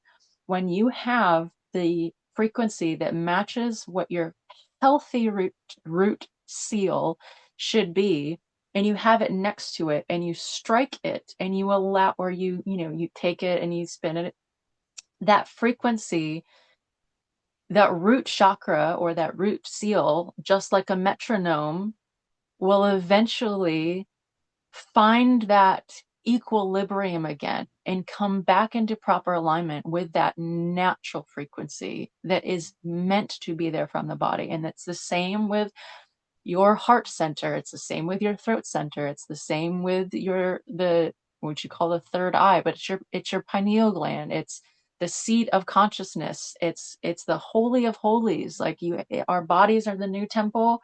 There were the inner courts, the outer courts, the court of the Gentiles. Then there's the holy of holies, where the throne of the Most High, the presence of the Most High, is the highest frequency. It's like you can strike or use the sound, the frequency that your body should naturally be vibrating at. But because we live in a day and age where it is designed based on what we fill our bodies with, again, our food affects the frequency of our bodies, the water, the air we breathe affects it, the clothing we wear affects it.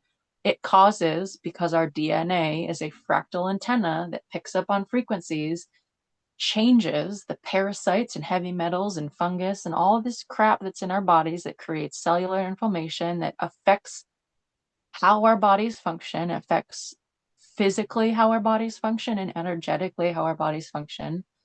Sound is a way to realign the natural way that our bodies is designed.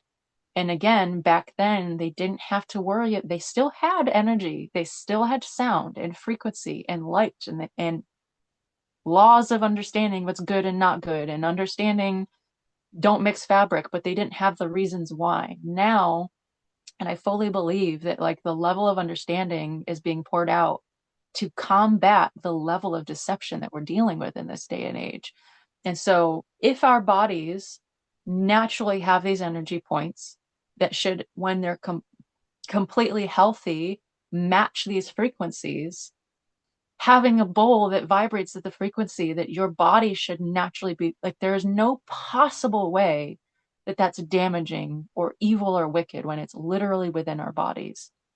And so like tuning forks are tuned to the same thing, and it's basically acting as a sort of grounding to allow your body to come back into its proper alignment, its proper tuning. Okay, we are instruments of praise. We are designed to sing to the Most High. He's singing over us, okay, and he's giving us his energy, and we're meant to bring that back to him. But this world brings us out of tune, and sound is a way that we can bring our bodies back into proper alignment. Does that mean that you should use sound healing to take the place of your faith in the Father and praying for healing and submission to the Father? No. But it's certainly not something that's going to take you away from the Father or be witchcraft and wizardry. You're not calling upon spirits.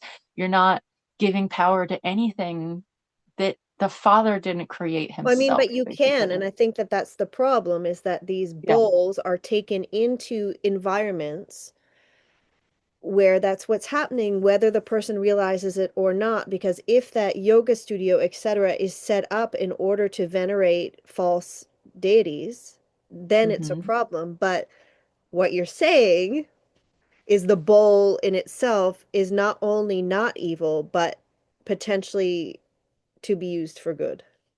Yeah, absolutely. And so something that's very similar, like you wanted to talk about the zodiac and all of that in another video. So we'll touch on it now, but we're not going to get super into it. But it's just another example of the Father himself put the stars in place. In the book of Job, you see from the mouth of the Most High him talking about, did you place them in their proper? He literally mentions, like, I forget which ones he mentions, but he names zodiac symbols. And so the Most High created that, and it has a purpose within his will, but the humankind and it's the fallen angels, it all goes back to the fallen angels, takes things of the Most High, because the Most High creates everything. The enemy can't create anything, and takes it, twists it, disconnects it from the creator, and then it's this the knowledge of the tree of good and evil, of you can be like Elohim, you don't need him, you can have this understanding, you can be your own God, you can heal without connecting to the creator. And it's the zodiac itself, the Mazarah, the stars themselves cannot possibly be wicked and evil, but using them for fortune telling and using them to dictate how Well, your it thoughts is work and very to similar manipulate. to we know that the sun was created by him. We know that the moon was created by him. We know that they're there to light the sky and to help us measure time. The problem is when we're worshiping them and not him. But it's just Yes, such and a so fine line, and with astrology, that's what it, yeah, well, let's save that for another show. yes, but It's a like super that's all you need to important get topic. into. But Yeah, it's the same concept of yeah. these energies are within the temple and it cannot possibly belong to the enemy. But just like how the zodiac can be taken and used for very wicked purposes, very wicked things that can absolutely open up demonic doorways into people, it has to do with where your heart posture is. Are you coming at this with like, I want to pursue the Father and pursue health, and I'm not afraid of things, and I'm going to submit and not do anything outside of the will of the Father? Or am I going to take it and say, I don't need to submit myself to the Father. I'm going to use this for my own benefit and talk about me and my energy. And this is what is Well, healing but and people. even Because, at that, we're told very specifically not to try to tell fortunes. So even at yeah, that, like there are signs, there are certain signs that we are told to look for, but not so that we can, do personalized fortune telling for, I used to read tarot cards online, yeah, that's out. yeah. All Well, right. so one example to kind of finish up on is like you can count the singing bowls as a way of bringing the body into alignment, but there are people that will heal, cast out demons, and all of that using the Messiah's name, but they will be told, away from me, I never knew you.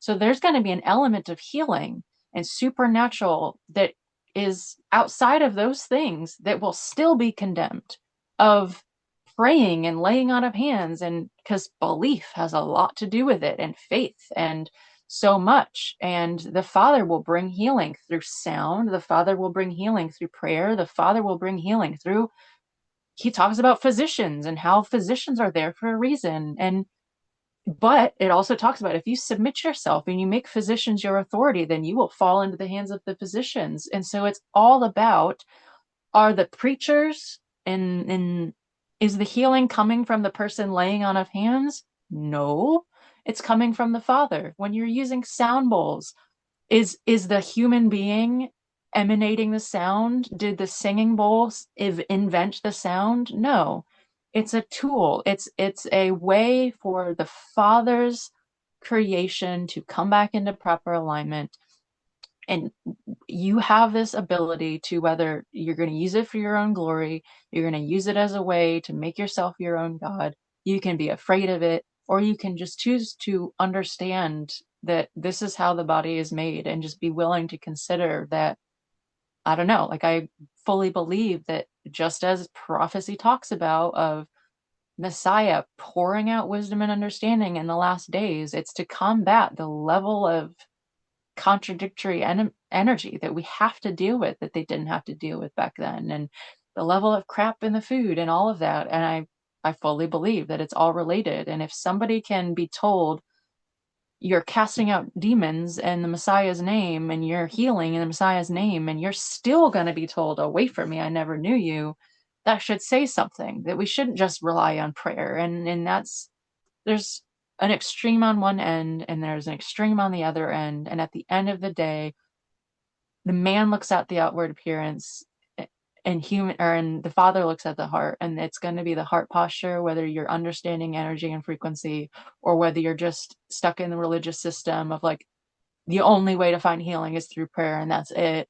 Like there's a middle ground, and it's all going to come down to heart posture, basically. Is That's where I'm at. And the father, if you truly trust that the father's going to guide you, and you trust the Ruach HaKodesh, the Holy Spirit, to guide you, if you will operate free of fear, like I have come into an understanding of things, and the Spirit has told me, nope, that's getting into, like, this is of me.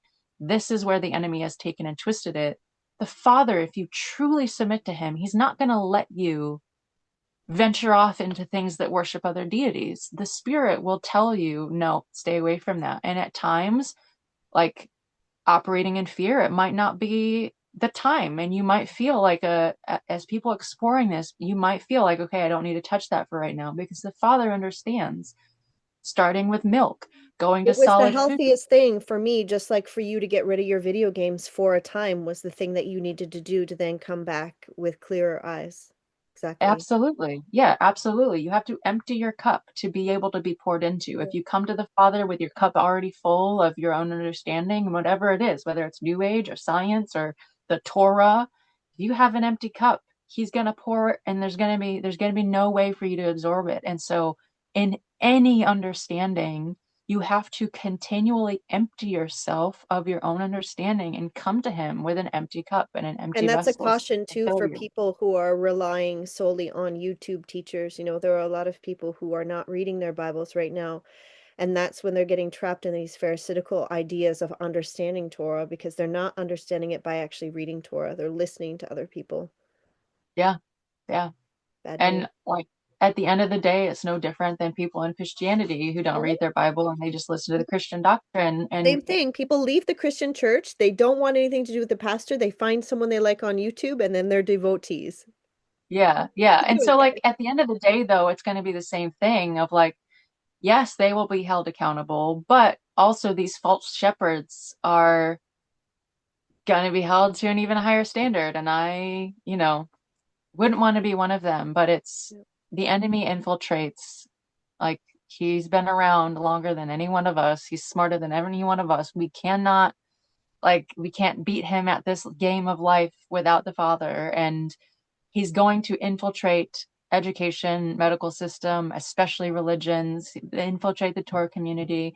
Anybody that doesn't have the humility of their spirit, what is it? The fear of Yahuwah is the beginning of wisdom. Without that yirah, without that trembling fear of like bowing down low before the Most High, you have the potential to go and be prideful and have misdirection, or hearing voices and thinking it's the Most High. And that's narrow is the path of life, and few find it. Like, it's in scriptures for a reason. But Man. So yeah, can we talk about two more things before um if there was a list, we didn't really touch on the things that were on the list. We kind of did. The two last things I want to ask you about, OriYah, is cymatics, just briefly, because we said since last video we would talk about it. I just want you, if you can just talk a little bit about how it works, and in that time, I'm going to put up some beautiful pictures of what it looks like in nature, yeah, or just not in nature, just, people can recreate cymatics by, anyway, you can explain that. And then the last yeah. thing I would like to finish off is why are there no more church bells? Yes. So, cymatics is like a term that encompasses like the visualization of frequency, or the visualization of sound. So you can make cymatics patterns with sand. Like, if sand is on a vibration plate and you're vibrating, it creates a specific pattern. You can make cymatics in water. You can even make cymatics by freezing water and the crystalline structure. It's a visualization of frequency. And so, that I'm going to show you an image of DNA, the cross section of DNA. it literally is a cymatics pattern. Our DNA is a manifestation of sound put into living water. We're like at least 74% living water in some form.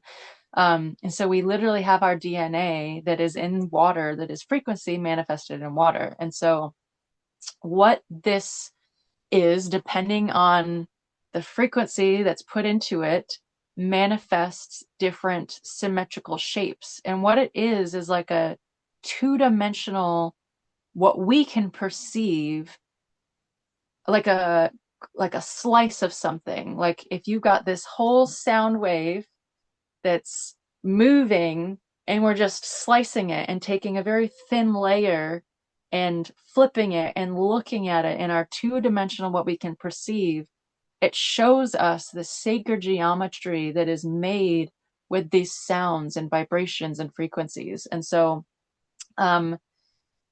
church windows, you can see, if you look at old cathedrals, it's cymatics patterns. It's not just beautiful stained glass or whatever. It is specific frequencies that were healing to the body, these cathedrals and things.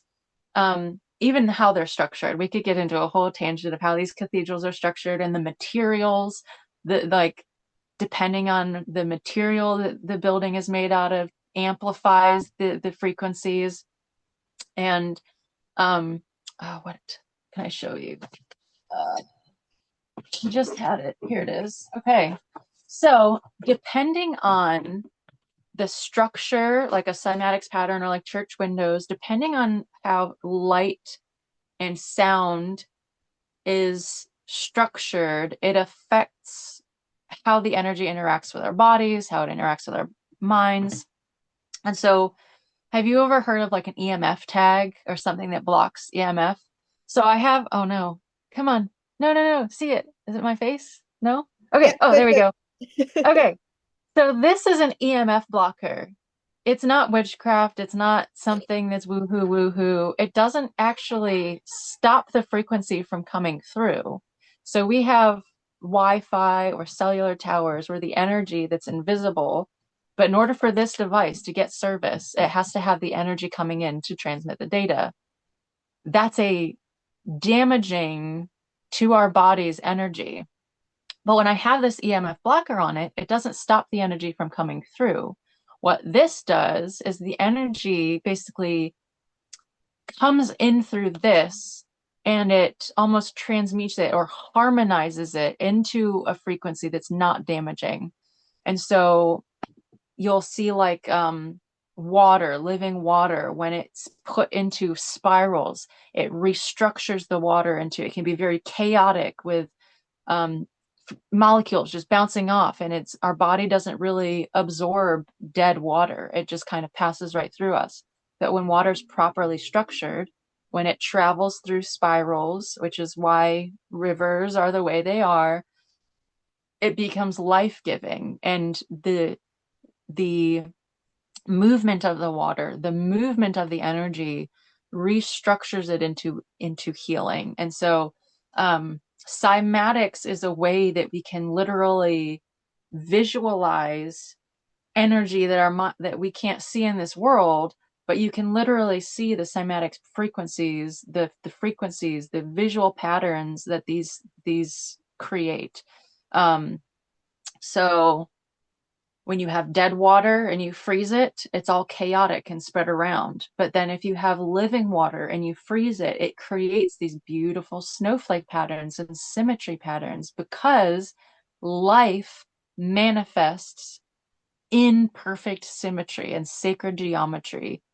So this would be the Fibonacci sequence that's found in like seashells. Again, that's how sound manifests. That's how light manifests. You have the symmetry of sunflowers and all of those little seeds in the beginning of sunflowers. You have fractals that form trees. So that when the branches break off, it's a perfect fractal. It's the same fractal that creates rivers of when they're branching off. Like if you look at an aerial view of like rivers over a landscape, it looks like tree branches because it's the same mathematical perfection.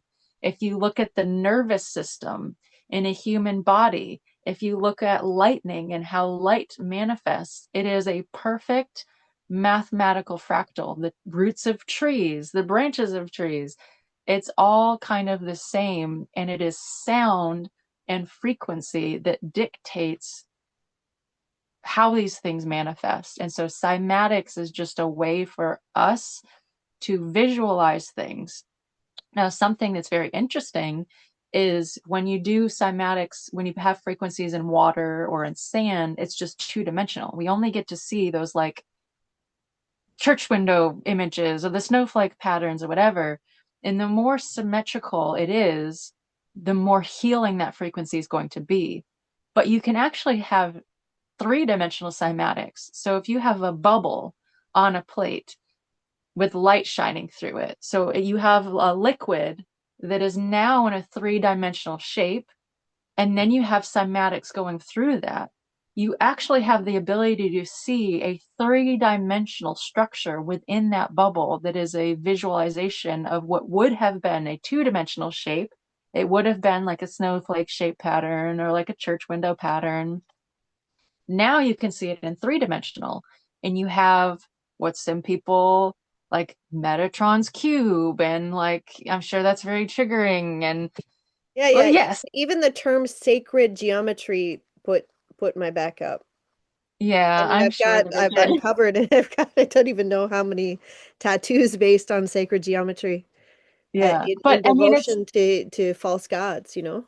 yeah, but I mean, it's like sacred geometry creates us. So like when the you have the egg of life, the flower of life, those things, that's literally like when like sperm and egg join, and then it's one cell, and then it becomes two, and then it's four, and then it's doubled. You literally have a I mean, it's like beautiful, right? But that is still clouded for me. And maybe next yeah, week it won't be, but for me, yeah, the flower of life, I mean, they're just symbols that were so present in such a yeah, dark time in my life where I was bringing love and light, but it was false light, you know? yeah, yeah. And so like, and that's in a perfect example because it cannot possibly be wicked and evil when it's in our DNA, when it's how the Father brings forth life in the womb to create like the portal between the heavenly realms and physical reality is created in the womb. We are stitched together in our mother's womb, and it's this beautiful fractal mathematical Yeah. manifestation that's present in all life. But when you have that bubble, you can literally see sacred geometry then manifesting in these 3D forms.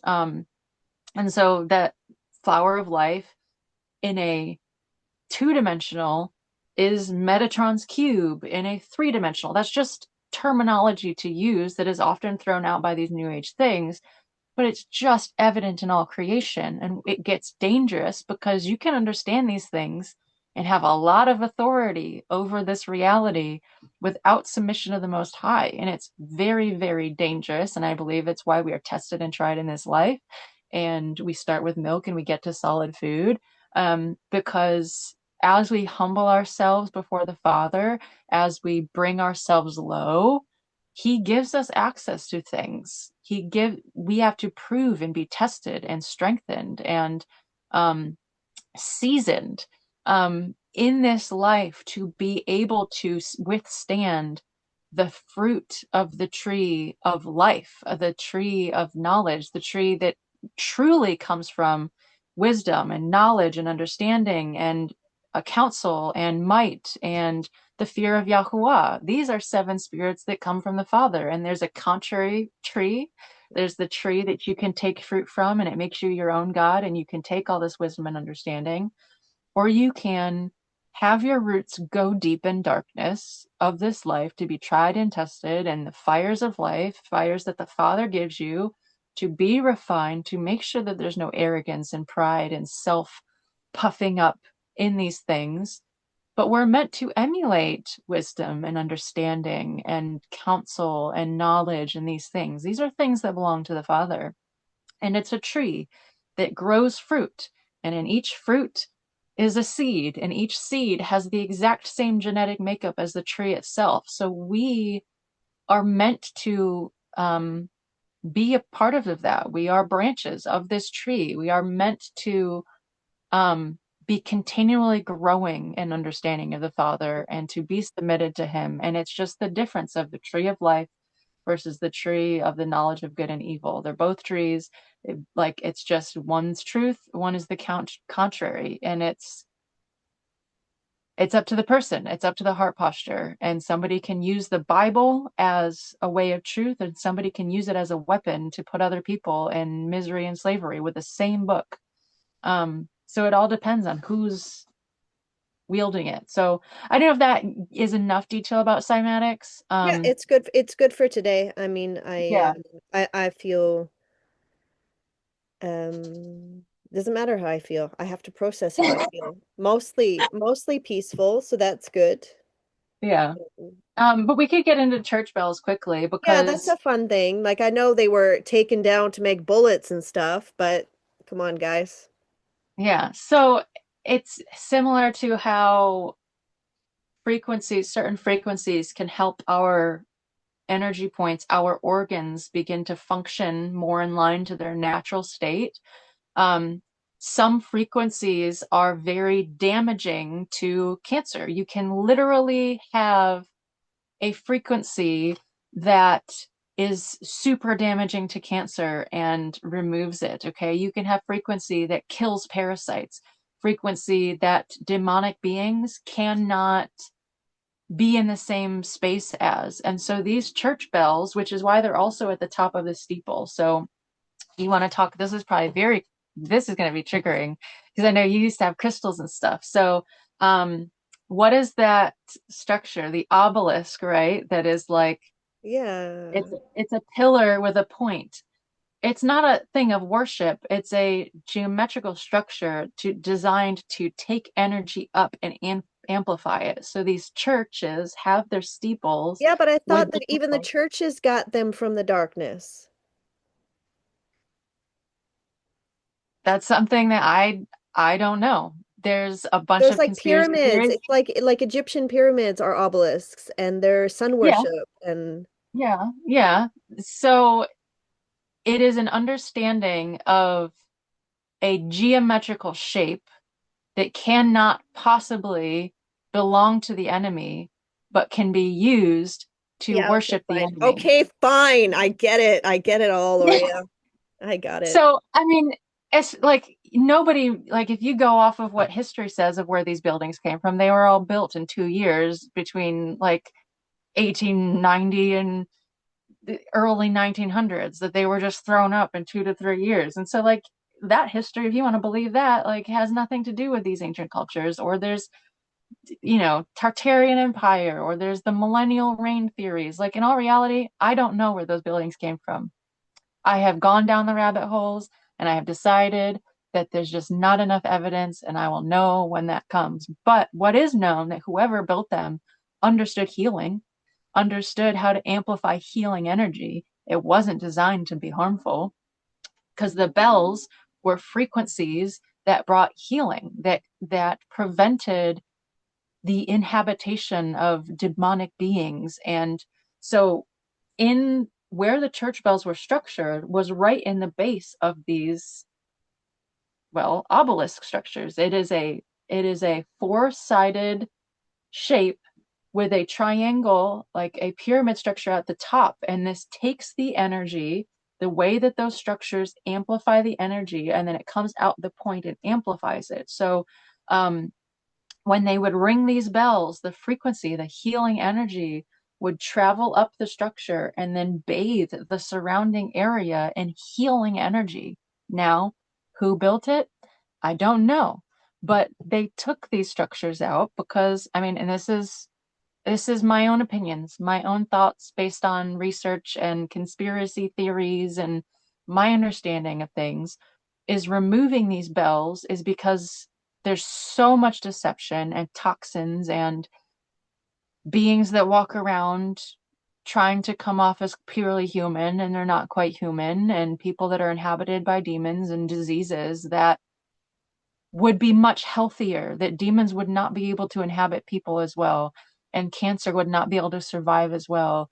And beings that I personally believe that there are still it's not extraterrestrial in a sense of coming from outer space, but interdimensional beings that can shapeshift. And this is, people might think I'm crazy, and that's just Oh, fine. by this point, they're not watching anymore. The people who are hanging on are not worried about the people who are hanging on 2 years later, 2 years, 2 hours later are 100% not triggered and actually able to process what's being said here. So if we Some people who understand have that, to shut it off and come back in 2 months or 6 months, and it is specifically because of the neural pathways. That's what it yeah, is. yeah, You're either ready yeah. to hear it or not. So if we believe that there are fallen angels and demonic beings, if there are angels and this is all real, and we know all through scripture that Hasatan and these angels are beings of light, they're light beings and they can manifest as men, they can manifest as like, they can take on different physical forms and whatever. If we have this understanding that that exists, we have to then understand that they've probably influenced and interacted with this reality. And by removing pure living sound that again, when we put our bodies into living sound and life-giving sound, it restructures. Our bodies come into agreement with that pure frequency. If they are death beings, if they in their nature is negative frequencies, probably don't like being surrounded by life-giving healing energy. So it is my personal belief and conviction that those bells were removed because it is healing frequency. It disrupts illusion. You can talk about magic or whatever it is, but like they have abilities to like project frequencies that our eyes pick up and we perceive them as purely human beings, but in all reality, they're not, which is why now people are starting to see eyes shifting and people like the reptilians and the vril and all of like you could get into so many different theories, which are probably very true, that for many, many years, like they've just gone undetected. But as the veil is thinning, it's harder and harder for them to keep their disguise up, and so we're starting to see people manifest with like shape-shifting abilities, and how celebrities seem to have one face and then they have a different face 10 years later. And like, who really knows the depth of the wickedness and evil? But it is my personal conviction that these bells affected their negative intentions, whether it's to bring healing to the body that they don't want us to have, to um, to break apart negative energy within our body and around us and to stop like demons and all of that. Like, I believe that that's why. And so one very, very brief example in the book of Yohanan, it talks about birth bells that were assigned to infants that were little bells. And like it's different cultures, like you would ring a bell when a baby was born, but they would have little bells that would stay with the infants to ward off the night spirits, the Lilith spirits. And it was literally like the energy and frequency created some sort of environment that was toxic to negative dimensional beings. I believe that that's what it is.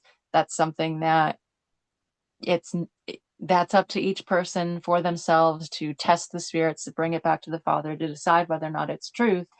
But I believe that the Christian church has demonized energy and frequency because it's actually damaging to, they want to keep people in addiction and bondage. They want people to accept a savior, but to come back to their addiction, to still have demonic bondage. And narcissists live within the Christian church, and like cancer and disease and mental health problems and abuse and all of that is like, the Christian church is a cesspool of demonic beings because there's not enough information to lead people into true freedom, to true submission, that doesn't teach Torah, which is actually a proper covering, and they removed the understanding of sound and frequency in a way that actually brings healing and repels these demonic beings. That's my 2 cents on why they are removed. And like that's just comes from years of seeking the Father and coming at it with an open mind for all things. And it's, I'm not an expert, and that's all I can say, I guess.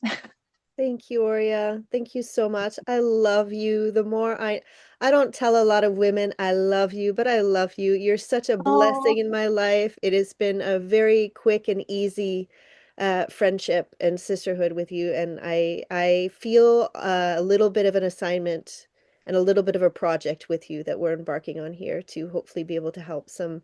No, it's not just me, right? Like it's almost similar to the show that I have with Jesse. As I'm figuring stuff out, I know live on camera, I know that it's helping other people to figure stuff out too, because it's not just me that's confused about these things, and I have enough humility to say like help. So Yeah. yeah, Yeah. And like I fully, I mean, it's not even just, oh, maybe. It's we were given the past we were given.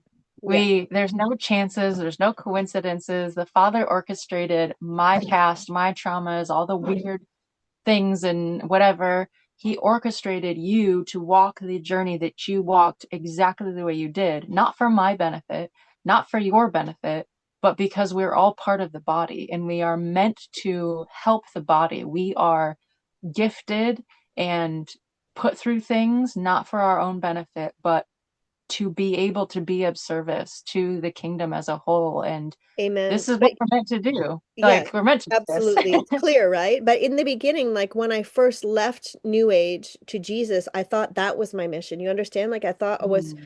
going to help all of these New Agers come to the Christian church, and then, like I said, you got to keep on walking. So I hoped that we can help bridge some of these places for people who are even more intent on continuing to walk.